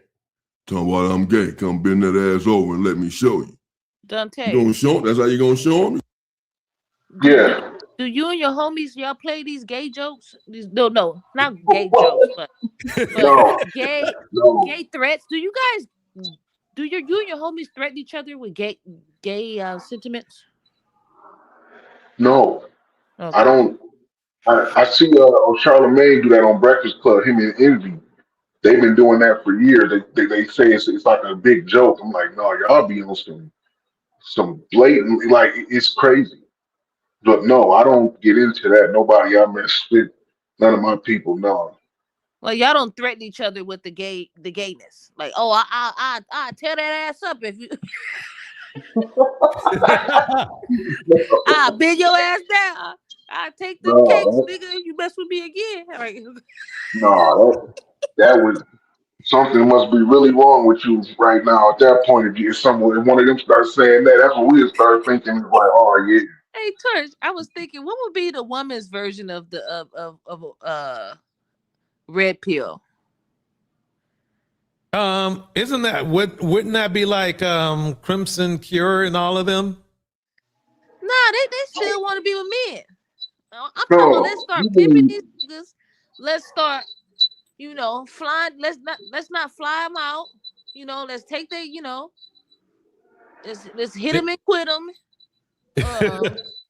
Let's lie to them constantly. That's they don't need a space for that. That's just any female rapper that's out there right now, any blogger, cupcaking though. They be cupcaping with these dudes. I'm talking about full up red women finding their own way. Yeah, well, Phoenix Soul breaks it down like this. Sad part is none of these mofos can tell you what it means to be a man or define masculinity. They defend that loose identity with everything in them. Yep. let's see what he was. Trying to forgive that. I mean, because you know, it's the family. Maybe somebody told him. Maybe some girl told him. I don't know. Maybe. What I've noticed, and you notice that these dudes, and I think that's what O'Shea is doing. They always cape for their boyfriends or whatever, their friends, to cover up the gayness. That's weird to me. It's like the evidence. And so this is the issue with somebody, because they're gonna look at, he can't stay with women. He has a problem with women. He really likes men. And could not be true, but you run the risk. And then this I don't know about it. Could not be true, O'Shea. see, even this dude is saying that this dude, what I've learned is O'Shea does a lot. O'Shea, and I've seen Obsidian do this too, where they will run interference for their red pill brethren. Obsidian did it for just Pearly things, and O'Shea has done it for several other men. I think O'Shea knows more about than he leads on. He knows these niggas, like D. He knows they like D. Now, whether you want to call them GAY or whatever, that's up to you. But they like that D. And it's just the way they are, and it's just the way the manosphere is built. Again, the pimp died from HIV. There's a very good chance, at least a 50-50 chance he got HIV, from D. Now the other way is getting it from like a needle or something. But let's face it, the most likely he liked that D too. So Gates is the same way. Again, shout out to O. And Eazy-E died from what? He died from the full-blown thing. O'Shea Duke Jackson. This is him. This is him speaking. This is him narrating. This is his YouTube channel, O'Shea Duke Jackson. He's on top of it. He has the information. No. He is trying to defend him somewhat, is understandable, as he said, in his ripe old age. He doesn't want to be making certain content against individuals, negative content, understandable. But let's face the facts. The man just said himself, they're on Instagram, that he likes the D. Yeah. As he's licking his chops, salivating at the mouth, thinking about Okay. Now, that's not a problem. That's not the problem. The problem is these same men that talk like this, right? Let me go back up here for a minute. Be talking shit about black women. And my theory is this. Is that they talk shit about black women because black women are competition to them. Because black women are taking D away from these men. He's trying to be, he's playing the surface. He's not calling Gates out for what it is. This man has made millions of dollars portraying a gangster rapper. He's this and he's that. And the black man, they try to always talk about, let's secure the black man's image, right? Right. If he comes out as a man who likes men. Black men are the most homophobic in the world, but they are the most down low in the world. Right. Right. So I don't like the fact that they can't call a thing a thing. I don't like it. He want to make these jokes. Oh, he licking his chops. Well, why are you noticing that? Right. He's salivating at the lips. Like, why are you noticing that? So I guess my point is this. Let's bring up this dude right here. That's what a lot of these chicks be having. So this dude right here, if you notice, he was the one who was in that video with, Sinful the P. He was in the video with Sinful the P. Right now he's in his best wife beater t-shirt, talking about street game, right? I think he might have been Sinful the P's lover. because he said he talked to him a lot. I mean, think about it. He probably talked more to Sinful to P than he did a woman. And then he has the nerve to say this shit. Listen to this shit. This is what gets me. So this dude right here who fell in love with a pimp, a male pimp, fell in love with a male pimp, has this to say about Megan Thee Stallion. Listen. That's what a lot of these chicks be having messed up, right? People like in the position of a Meg Thee Stallion, right? Like Meg Thee Stallion, she's a rapper. She became famous. She became rich. And, you know, she's put in work as far as in the studio and as a career as a rapper. But what she ain't put in work with is herself as a woman. If he ain't putting no work in them little ass hands he got. Look at them little ass ET hands he got. I mean, the thing is this. So you're listening to a man who idolizes a pimp to tell you about women. I can't believe it. About women being in a relationship. That's how stupid these fools are. You go marry a crowbar and start curling them for that wrist. Yeah. This is how messed up these dudes are. It's like, wait a minute. You're talking about a woman who has like 100 times amount. I'm out of way more money than you, bro. Okay.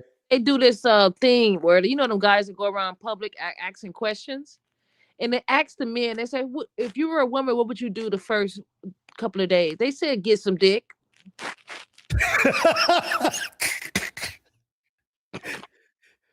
Yeah. They want to know what it feels like to have a woman's orgasm. Yeah, they want to get some dick. Yeah. And then you have women like this. Tell you what they like and they don't like, you guys will continue. Been through man after man after man. Nobody wants her.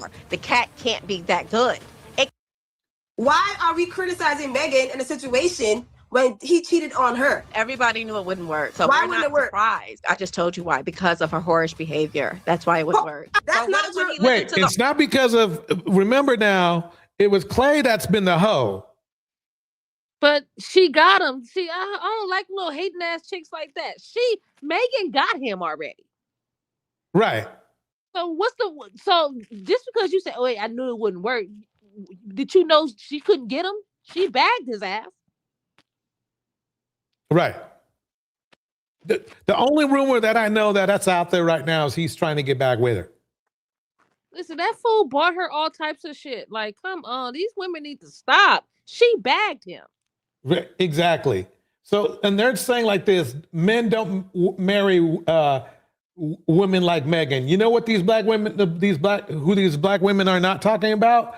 The art, he's like, okay, she's not gonna care if I cheat because she said that she don't care and she just needs. So you know what these women say? Men don't marry women like Megan, but they marry women like this. She made us do it. She made us shoot them, bro. She watched them. Kim, you're doing amazing. So this is what bothers me. Welcome, Olafam from Henry Mars. Here's what bothers me a lot. Those black women went all the way in on Megan, right? But they have not said shit about Kim Kardashian, who has at least twice as many bodies. That I have a problem with. Oh, and only person married her was crazy ass Kanye. No, Kardashian's been married 3 times. Kim? Yeah. Who she married? She's been married 3 times, but you can tell why she gets divorced. Yeah, but black men don't care about what happens to these, white women. Like, so they don't care if they get ran through 1,000,000 times. Kim Kardashian, Kanye, the only one who was ended after married and had kids with it. Like, that was crazy, Yeah. Yeah, but they're not gonna care about her. They just gonna care about you know, their situation with Megan and whatever his name was, Clay. Right. And I'll tell you, Cyber, what you were saying early, what's the red pill version for the women? Meg Thee Stallion is a good example of that. Like that version, she's completely Cupcake. in that type of lane. I would have.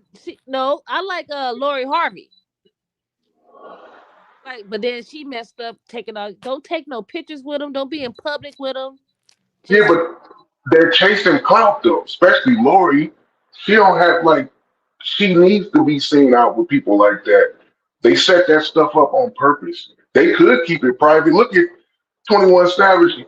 It wasn't until like this year he started being seen in public with Lotto, and they've been supposedly messing with each other for years. You know, Yeah, like well, not to mention 21 Savage is married. yeah, that's why. and not to Lotto. So Yeah, but that's why he been trying to keep it like that. You know, he was however he was doing it. They wanted to be seen together. But here's the thing though, Cyber, with that. That only works. This is why it doesn't work either way. That only works if you don't have any intention or want to really be with a man, if you were a woman in that situation. And the same thing with a man. If he gonna play every chick in his life like that just to use them and climb up the ladder, he cannot have the intention because everyone is a mark to him. And unless you show, I mean, 'cause that's why a lot of their relationships never work out, on both sides. So that's what I mean. Look at Meg; she did all of that, and she still wanted to do, like, to be the one, being a man in her life. So did old girl we was just talking about, but it just, I don't think you can have it both ways on either side.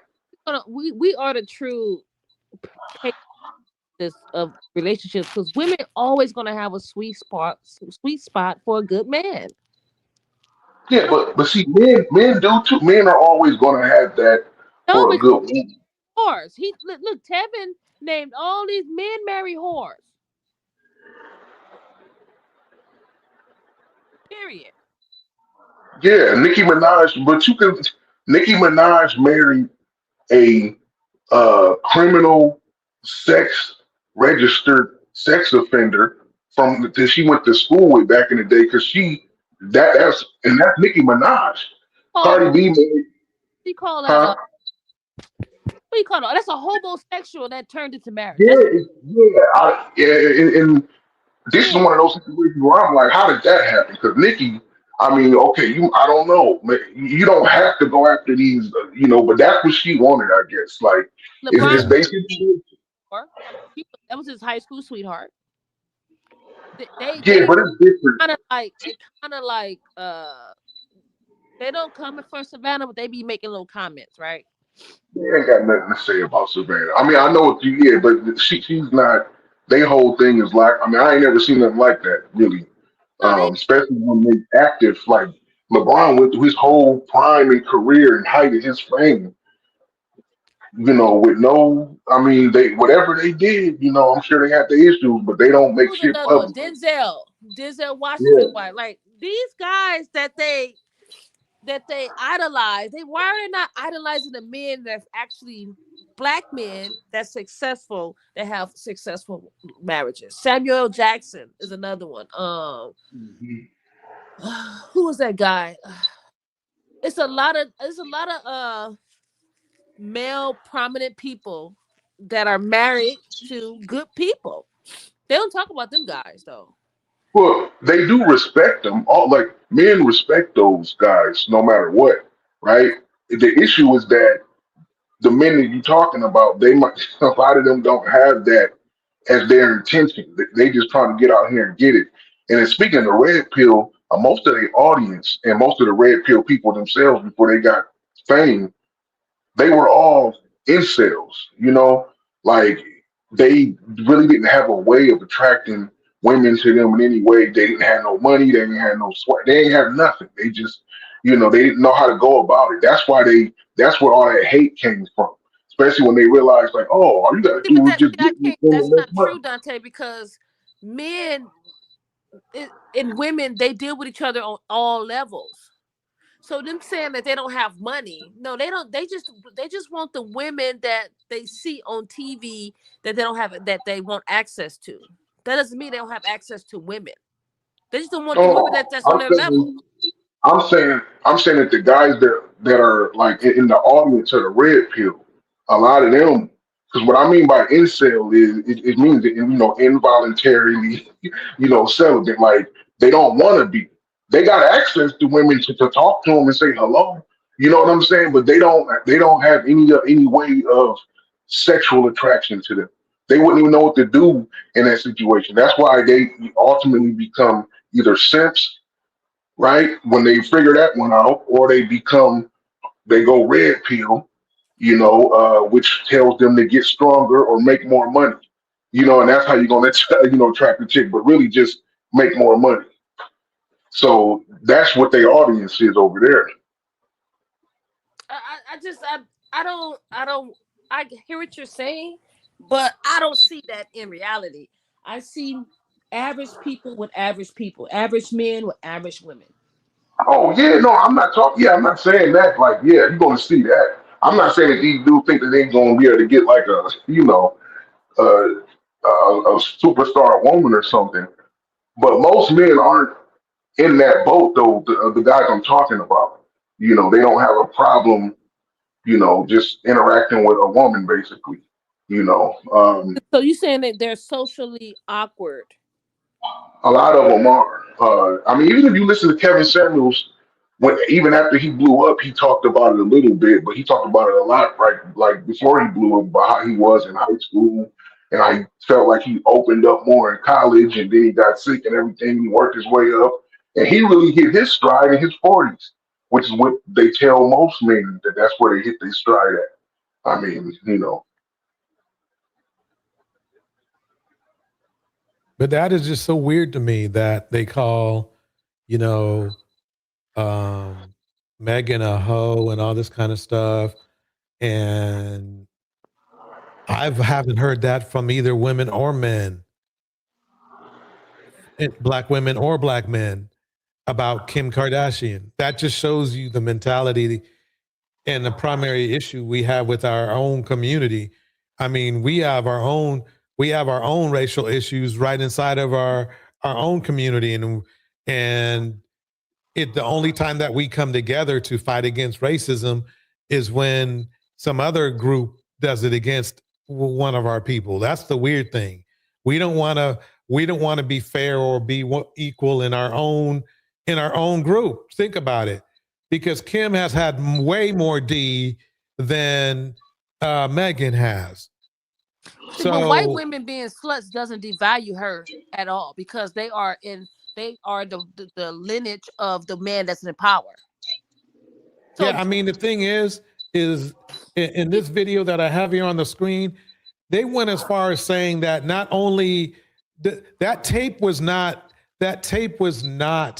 a mistake. They designed it. They released it like a porn video. There we go, right here. But Myron did call them whores, though, right? Who? Myron called them whores. The Cardill, yeah, they are. This goes back in the Jet magazines of the 50s and 40s. What the black men were saying then? Oh, we're gonna get us a white girl because white girls, they give it up and all this stuff, right? Their promiscuous behavior does not taint their image like it taints black women. Yeah, and see, that's a problem. That's a problem, because it's like, the funny thing is this is, number one, any black man who calls a black woman a hoe is already a hypocrite, because most men have had 3 times the amount of bodies that black men have had 3 times the amount of bodies that black women have. So that's a problem right there. That's the problem right there. Is like, a lot of the manosphere black men, especially manosphere black men, they don't want to feel the brunt or the the issues of racism, but they don't mind dishing it out either. That's the problem I got. Is like they don't mind dishing it out. They don't mind dishing out by saying, "Oh yeah, she's a hoe," or saying, "Oh yeah, look at her nappy hair," or "Yeah, oh look, black women wear wigs," you know, which is going to be my next video where I'm going to go over the hypocrisy on that, because believe it or not, wigs were made in Africa, by the way. So they find all these things to diss black women with, and even though a white woman might have had 3 times the amount of bodies, they get on their knees for them. And that to me, that's worse racism than a lot of the racism that other races put on us, is when this internal, just because a dude's skin, not all skin folk are kin folk. Let's just put it that way. And the problem is that there's a lot of not skin folk that ain't kin folk. That's the problem. And I believe the Black Manosphere is one of the locations they go. Listen, black men are not stupid. Black men know what this is. As long as they have proximity to that white man that's empowered through his womb, his daughter's womb, they are fine. They are complacent. They are good in that position. Yeah. That's a terrible position to be too, because historically white men put their daughters on the men's of men who they wanted to control or have power over or partner with. So and they still do it. We could go back in history in Mexico. A lot of people don't understand that they didn't really take it by force. Guess how they took most of the land? By marrying their daughters. Right. And then, you're right. And because women didn't have rights, right? Women couldn't own property and stuff like that. This is how they took a lot of their land. They took a lot of Arizona this way and a lot of Texas this way. But I'm going to digress. I'm showing my brain now. No, I mean, you dropping bars. That's what you're doing. So, yeah. So Kim Kardashian, this is how she started. She literally started her career on being a hoe. I'm sorry, that kid funny as hell. I never heard nobody just word it like that. Yeah. She started her career from being old. Damn, she did. Wow. I mean, and these men are out here, but they're dissing. The only thing, and it's funny because I went through the archives of hip hop. And when it comes to sexually explicit music, it's like a ratio of like 30-1. For every one track that, let's say, a woman drops, right?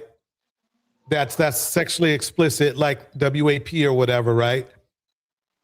There's like 30 or 40 you can at any time by any other male rappers.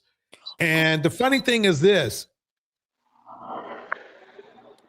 This is the weird thing that in here you're gonna find a lot of irony. I find it irony and hypocrisy and everything.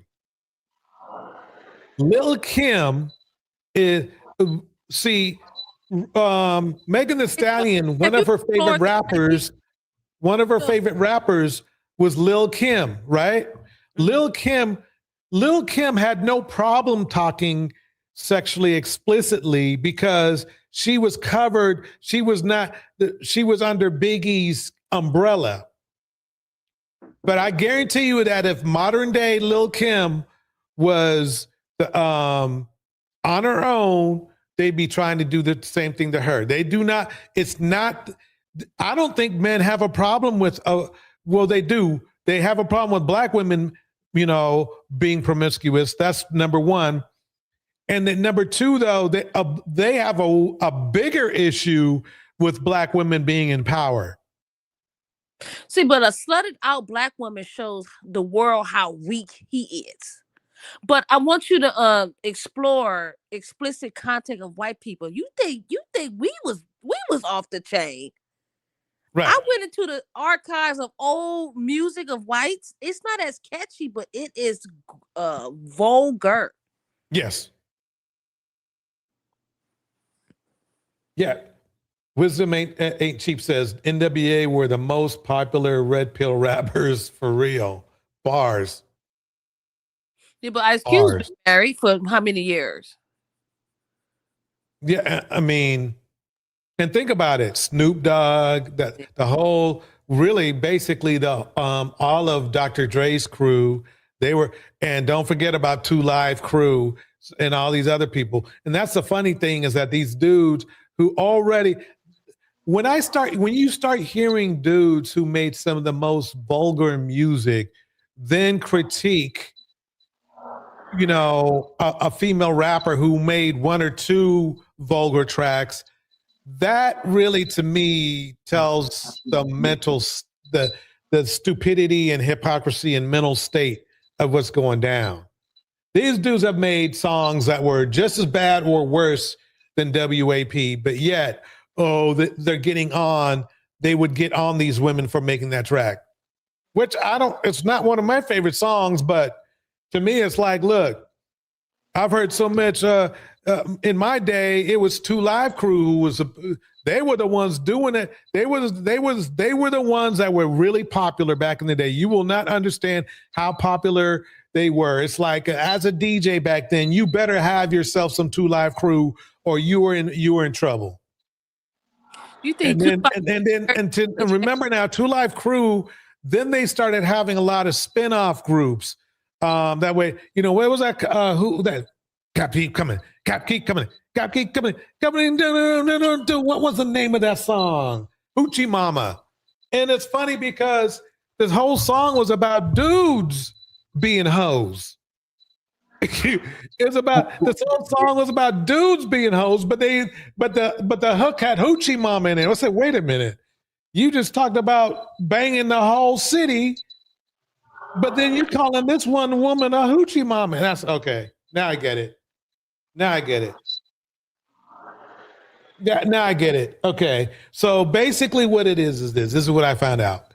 What black men in the manosphere are doing is they're using black women to cover up their own promiscuity. These men are using black women to cover up their own promiscuity and as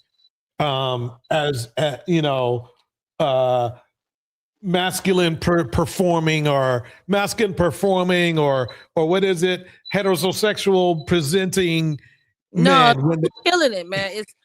It's masculine. What did I say? You got me missing a straight presenting gay men. Right. And I think that's what it is. I think basically the thing is this. A lot of these men that are in that mindset of being straight presenting gay men, they feel that black women are the truth. And what I mean is that sooner or later they resent black women because they know that a black woman in one way or the other, whether she meant to or not, is going to expose these men's gayness. That's what I think. Either like in white men have this issue of download epidemic. I think white men don't. What? Yeah, they do this. Theirs is just a lot. It's just different. They've been doing this since their inception. So it's, you know, they just found a way to do it to where, you know, it's cool. It's still okay. I'll give you an example. It's still embarrassing. Remember what was her name? Noam, the Secretary of Homeland Security, right? Wasn't it her husband who had the picture taken and with him with the fake breastbone or whatever? This was like a few months ago. Yeah, and you see, you know, that was embarrassing. But you think she didn't know about that before? That's what he do? You know what I'm saying? It's like. I have to correct myself. Phoenix said it's promiscuity. Thank you. Okay. Go ahead. I'm sorry. Oh no, I was just saying, like this is like like those steam bath houses that men will go to. The heat, what they call them, steam rooms and stuff. Yeah. Steam room. Yeah. Those probably rich white men at the country club. What you think? Come on, man. Yes. Yeah.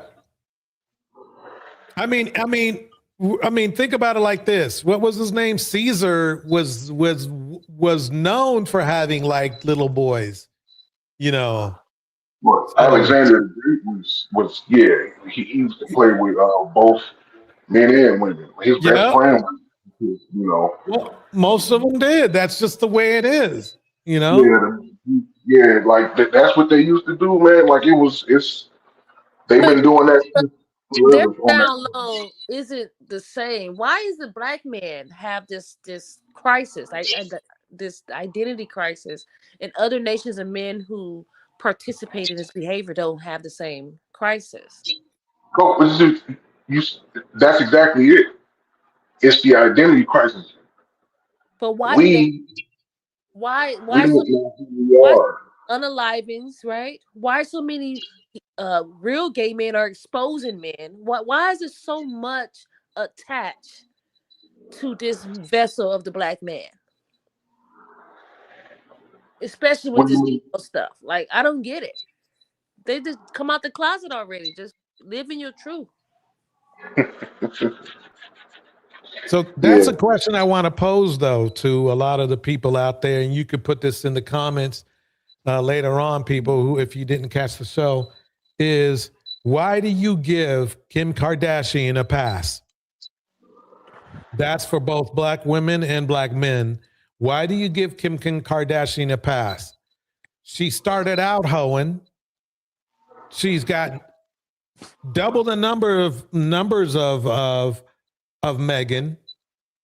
How is it that Megan's the hoe and then Kim Kardashian gets like not talked about? Because if you go to any of these Manosphere channels, you will notice they talk very, very little about Kim at all. The only time she'll come up is if Kanye comes up. But DJ, don't you see? This is a good thing if you think about it. I think it is. We don't care about Kim. Look, black men and black women know that I've talked about it all the time. The girl is a hoe. Kim is a hoe. We all know that, right? But but they don't. But it's nothing for us to talk about though, because we don't care. Okay, so what? Why do they talk about? Why don't we just not care about whether Megan is a hoe or not? Because Megan is black and she's in our community black. We don't care about what other, and they don't care about us. White people ain't over there looking like, oh my God. Like, I hate to say this, but Kim is in our community. She made money. She's made millions off of us.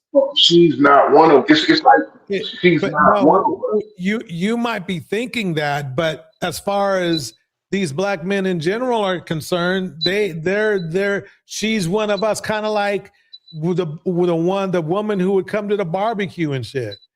And I understand, I see where you're coming from, but they don't you see her like that, but I don't think all these other men see her like that. I think they idolize her. I think they would marry her too.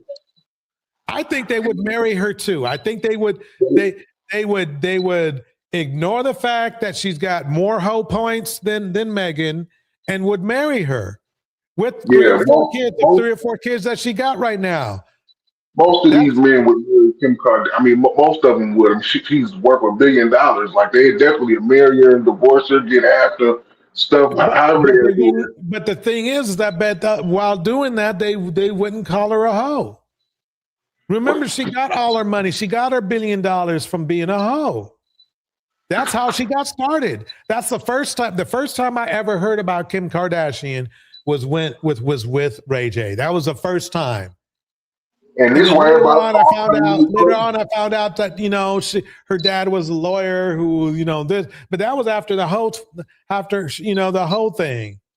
So the thing is that she's been in black culture more than she's been in white culture.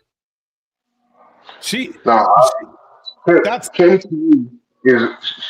superstar around the world for her thing, and she's black people know who she is. But trust me, if white culture, they love her. The girls love her. Her sisters. I mean, they got like they're like the top 10 Instagram followers in the whole world. I think, so Yeah, because her children don't matter, because once her children procreate with another race of people that's like her, they're gonna have more white babies.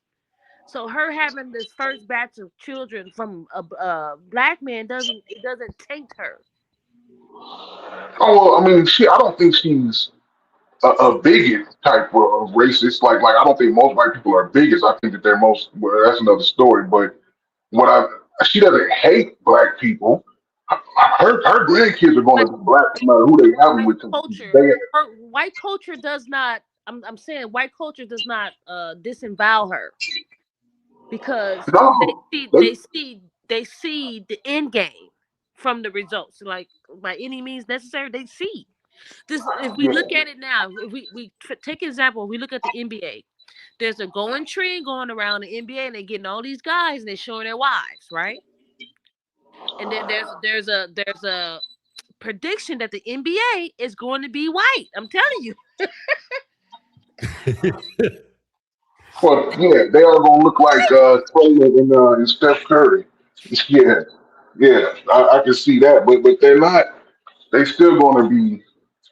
They're just going to be mixed, but they're still going to be black. I mean, two light skinned people could have a darker skinned baby if they were both mixed. When that's a mix, that doesn't make that child black.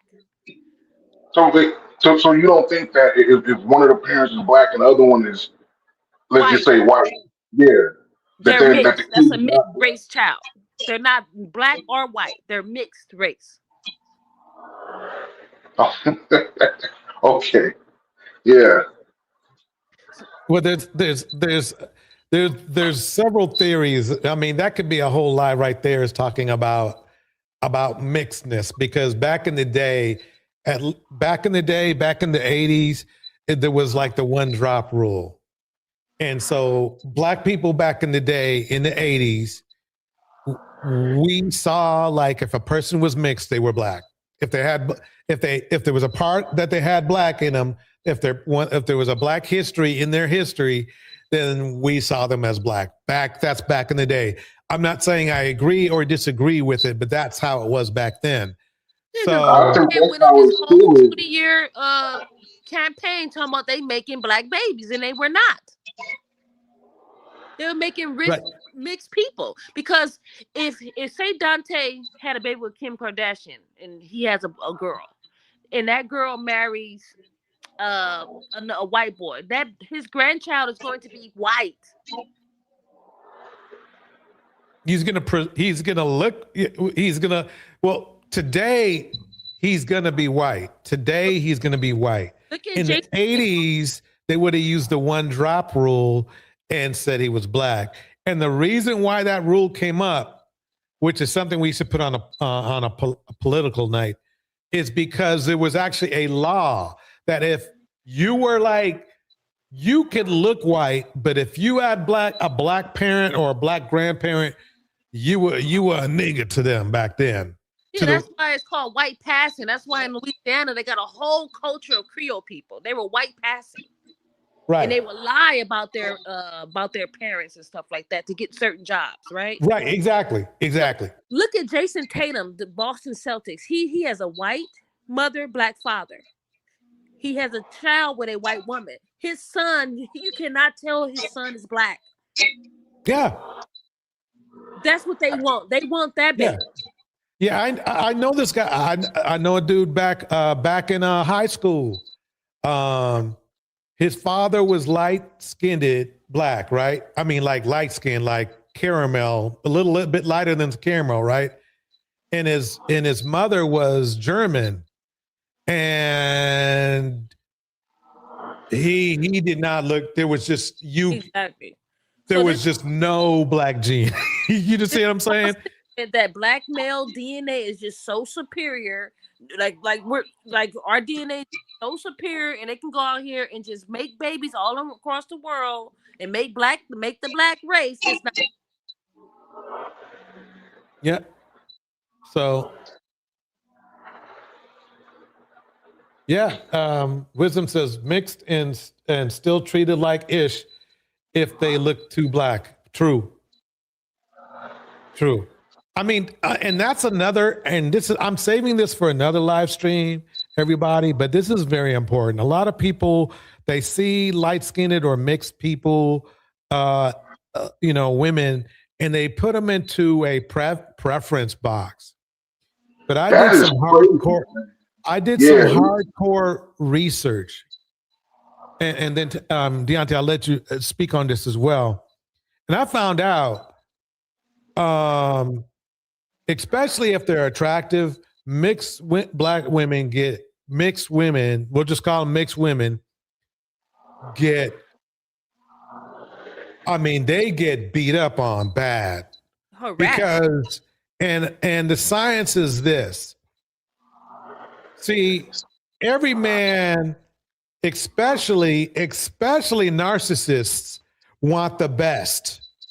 Okay, they want to be seen with the best. So they're going to make a beeline to attractive mixed women first before other women.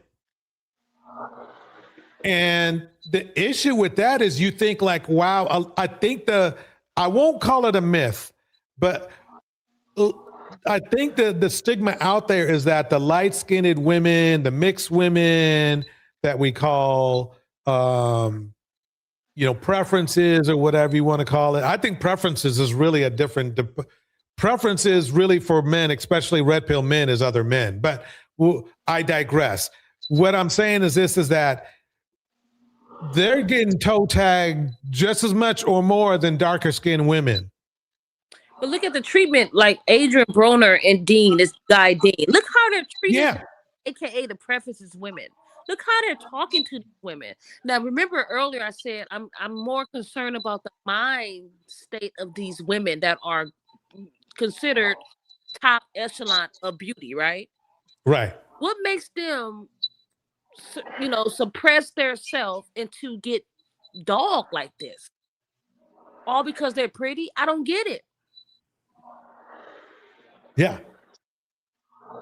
But so the thing is, I guess my point is this, is that now, as far as attracting men, at least black men, because black men don't like women their own skin tone. A lot of black men don't in the manosphere. I'm referring to manosphere men, and the reason why is because they're the ones that seem to be the most unstable. Now, manosphere men usually includes the hip hop industry as well. Diddy's a good example. Look, and that's a perfect example. Look how poorly he treated Cassie just as bad as he treated Miss Porter, except he put Miss Porter in the ground, in my opinion. But you notice that he treated it's like these men, they have a defect, and this is what I mean. So these men might have money or something or some type of attractive, another person, Chris Brown, where they can attract a mixed woman or something you would call a preference, but they treat these women like SHIT. And the skin, don't get me wrong, the skin color might have attracted the skin color, and I guess what they call it in an exotical world, the what's the name?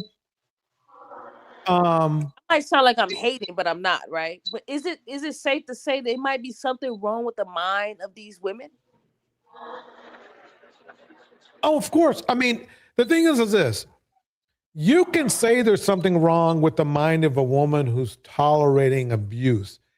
But the thing is that it's not that simple, because especially in our culture, it's not like Black women have a large pool to choose from. Mm-hmm. So there's going to be, just out of the years of just like how we talk about how slavery affected us and everything like that. Well, that affects us in different ways. Affects Black women in specific ways too. As far as this is like, there's not that many Black men that are available. There just are not. So it's just a matter of now, since there's less Black men, unfortunately, if a woman wants a Black man, she's going to have to compete. And for her to compete, she may need to go down a couple notches in the quality of man that a quality of man when she shouldn't have to, but she does it. See, but I'm leaning towards more of their ego boosters, right? So these women are entering in situation already in a high, how can I say this? A chaotic environment. They're entering in already, right? Then the abuse come later. But I heard someone say that a white woman and a Black man who shares this pathology have more in common, right? As far as mindset. Because they both shit on Black women. So this is why I'm thinking about the preferences too, like that. Is it their ego because of their shitting on Black women that allows them to be subject to this type of behavior? Because I don't understand how Adrian Broner was inside of a public store telling this woman, just let me fuck, and she's giggling and laughing. Yeah. I just played the Adrian Broner clip and his friend, right? She's gorgeous. Yeah. The thing is this. Adrian Broner is a broken man. He is broken. And I think Deontay knows that he was a good former boxer before, remember? Yeah, 4-time champ. Adrian Broner must be, he may be late 30s. This dude now, he is so effed up. He looks like he's 10 years older than me. He got like big pits on his face, and he's got a big old gut. And it's like, it just goes to show you that, see, the thing is the sad thing of this is that he's so broken that he doesn't realize that he wouldn't have to try so hard to get with women if he kept himself in boxing shape. But he doesn't do it. His life is over.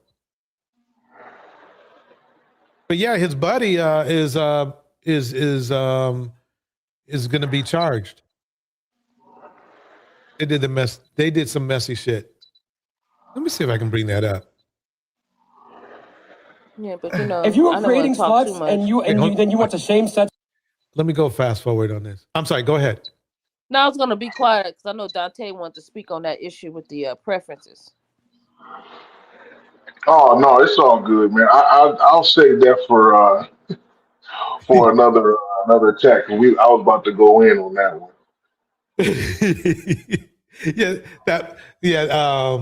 We will definitely. I'm definitely going to probably have a very risky conversation on that because. Yeah, I think you should, DJ, because that's something. I know we had that colorism issue and we still have it, but I just really caught on to this a few months ago on this channel actually of calling the mixed or light skinned women preferences like. And I'm like, well, what do you do with them then? Like, cause these are Black people, and I understand the color wars, especially down south. How that happened, but it's like we got a huge problem. You want to talk about we ever gonna be unified as a people? It's just so many different ways we being pulled apart, and that's one of them. And that's a good point. And the point I need to bring up too is like, if you're a preference, there's supposed to be some sort of privilege you're getting from that, right?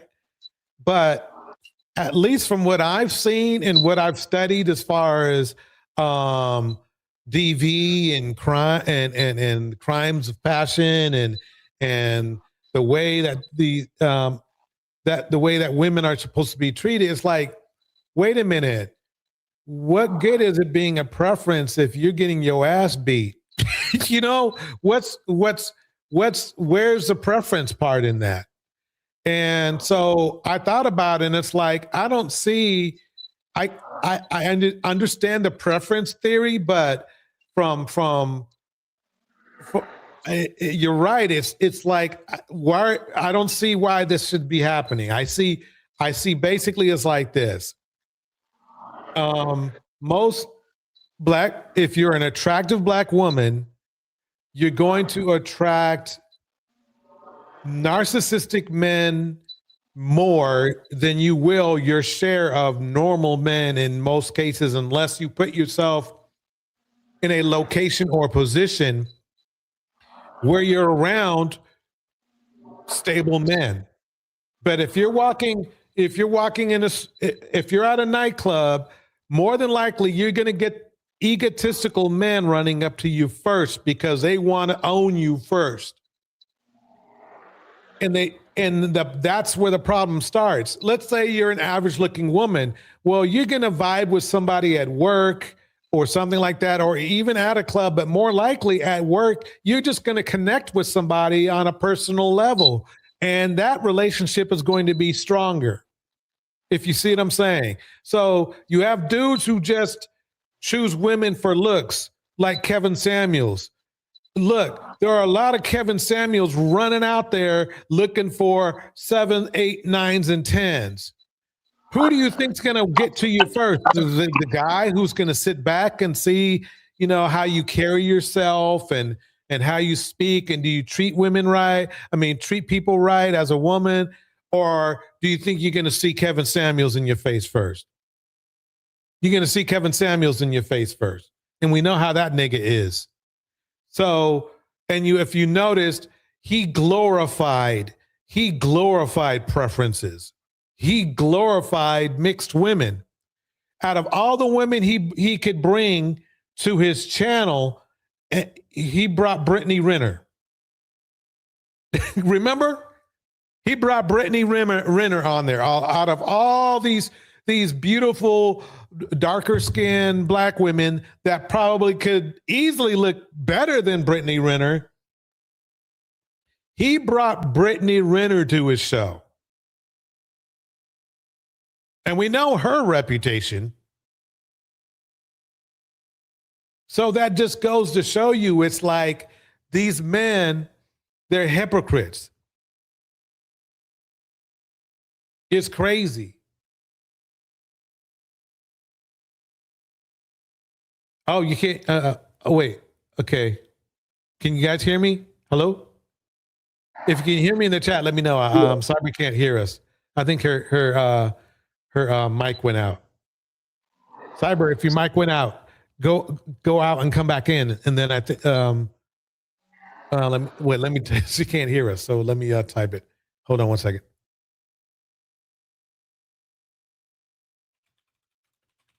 Okay, she got a phone call. She popular. Okay. I hope that makes sense, but we'll go into it in depth because yes, we could be on this all day, but I agree with you. The whole preference thing it's turning into a situation where it's being used on other, let's face it, it's between you and me, Deontay, it's being used on other black women. Yeah, well, no, I think it's just the same old game being repackaged again. Because we've been dealing with this for forever. Well, it's forever, but in my definition, a preference is other races of women, clearly other races of women that are other races of women, right? And black men. Those are the preferences of red pill black men. Are other black men because we proved it on the screen with Shay Shay and rapper dude and other races of women that clearly don't have black blood in them.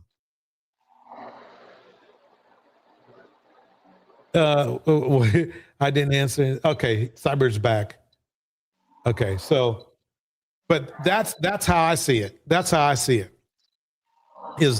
And that's going to be quite the conversation because Even a lot of content creators that I respect, they look at they call other women, preferences. Now, if these again, it is correct in my theory. It is correct to call a woman a preference if she is not of Black lineage. Then you can call her a preference. But if she's of Black lineage, whether she may look like a preference, because there's a lot of, look at Halle Berry, right? But technically they're mixed individuals of our culture. That's how I see it.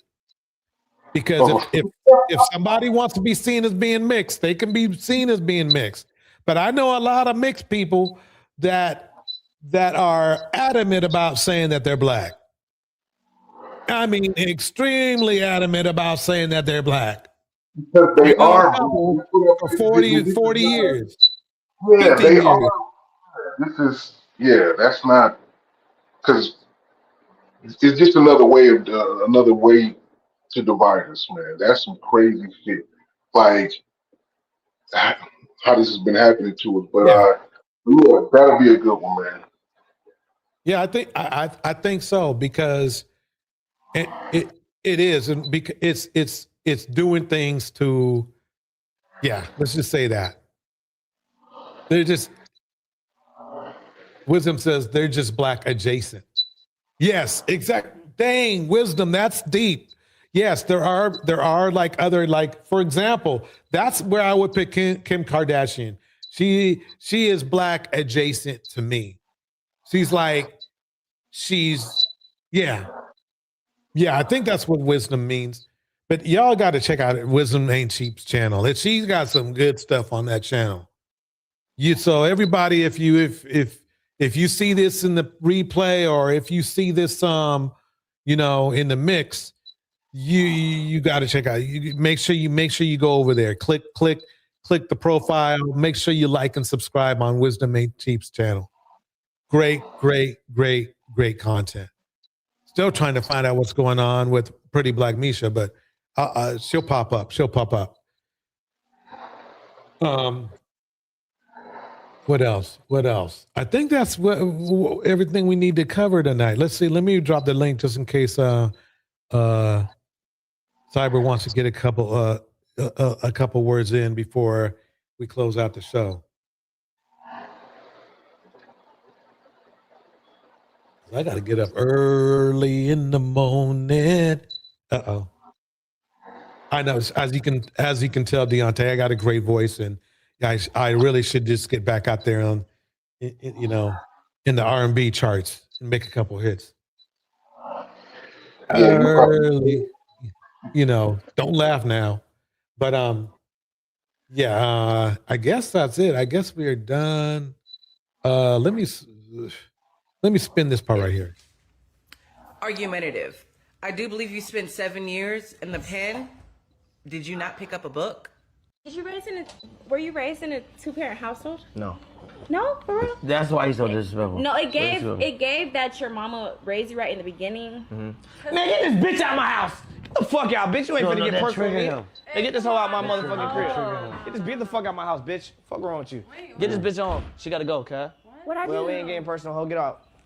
No, get out. I told you that trigger her. Fuck wrong with that bitch. I didn't know that. Get on, bitch. I didn't know that. Get the fuck out, bitch. I don't give a fuck. just apologize. That's so cool. To me, it's kind of cute. That is a Black woman that blows up the spot. Way to go. She just listen. Always men just snapping and going crazy doesn't happen all the time. Domestic violence affects more women than men, and in Chicago specifically, more Black women than any other racial group. Tonight, we're examining that in our continuing series investigating injustice. CBS 2 investigator Dorothy Tucker takes a deep dive into the numbers and the reasons why Black women may be targeted more often by those they love. That's a very rare event where you just snap and kill your wife. Your research found a staggering disparity in 2020, where Black women were murdered at nearly 4 times the rates as white women. What does this disparity reveal about the broader and structural forces reshaping violence in the United States? Yeah, well, it definitely speaks to the unique vulnerability of women of color in particular in terms of some of the structural barriers that are faced by communities of color, which facilitate things like. That's rare. That's not a common occurrence. What's common is I forgave him, I forgave him, I forgave him, I love him, I love him, I love him, and he's knocking you upside. Okay, That's I see what common. you're saying. I see That's what you're common. saying. So we got to stop acting like that's most women. The man that they would now never lay hands on. I'm about to play the video, but we have an update on Dean the Great for why he was arrested. Come to find out, he tried to rob a girl for her phone after kicking her off the yacht, which we have footage of.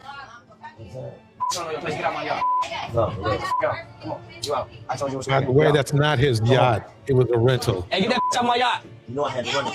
The woman that missed the police that she was kicked off the boat by Dean because she got caught talking to AB, failed the loyalty test. That's when Dean ran up on the woman trying to take her phone away from her to the point where they claim he was even putting hands on her.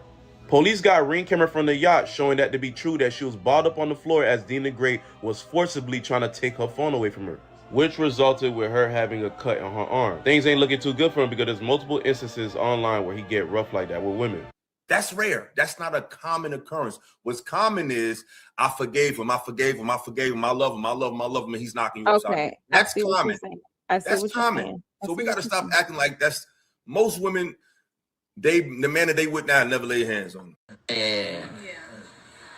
Is that pussy pack? Can I feel it? No. I said no. Okay, all right, cool. This nigga gonna get in trouble, bro. Like he already got the other little chick talking about pressing charges. Hold on. If y'all peep what she was saying, like you hanging around a bunch of drunk, immature niggas, like this some wild shit, fool. Like You know, what's funny to me is that, yeah, I mean, well, anyway, that's pretty much the whole scoop for tonight, everybody. Deontay, any last words before we head on out? Yeah, man. These two dudes don't represent the majority. These motherfuckers is crazy, man.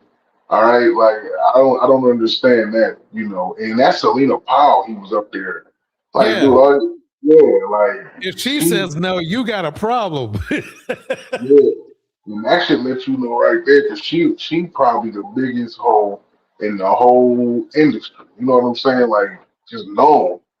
So good luck with that one, AB. But no, that's all I got to say. All right, everybody. But everybody, thank you for attending this live stream. This is DJ Torch, and I'm out of here. Here's the beat. Round and round and round it goes. Love goes around. Oh. DJ Shout out to Deontay on stage. Shout out to and friends. Cyber Dreams on stage. Shout out to Tanya on stage. Shout out to the chat that was on point tonight. Wisdom ain't cheap in the mix.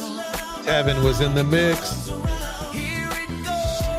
Phoenix Soul.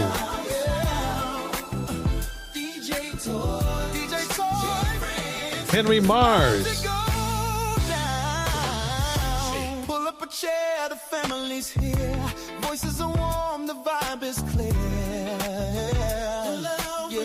A shout out to Twin Clips. Yes, he produced. It's about to go down. Yeah. Laughter and truth, a gentle sound. Hearts open wide when the love goes round. His flows are in the house. DJ Torch and friends, it's about to go down. Break it down, break it down. Love goes around, it lifts, it flows. Love goes around and everybody knows. Love goes around from me to you. Love goes around, it always comes through. Remember to like and subscribe. Both are free. Love goes around.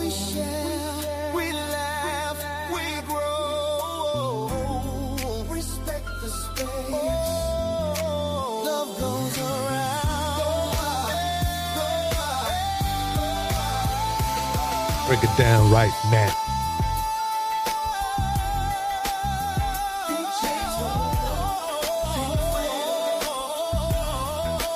That's our cue.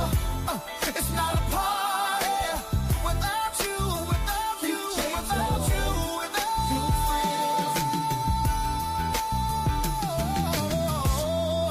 you. Ladies and gentlemen, enjoy the remainder of your evening. Catch you on the next.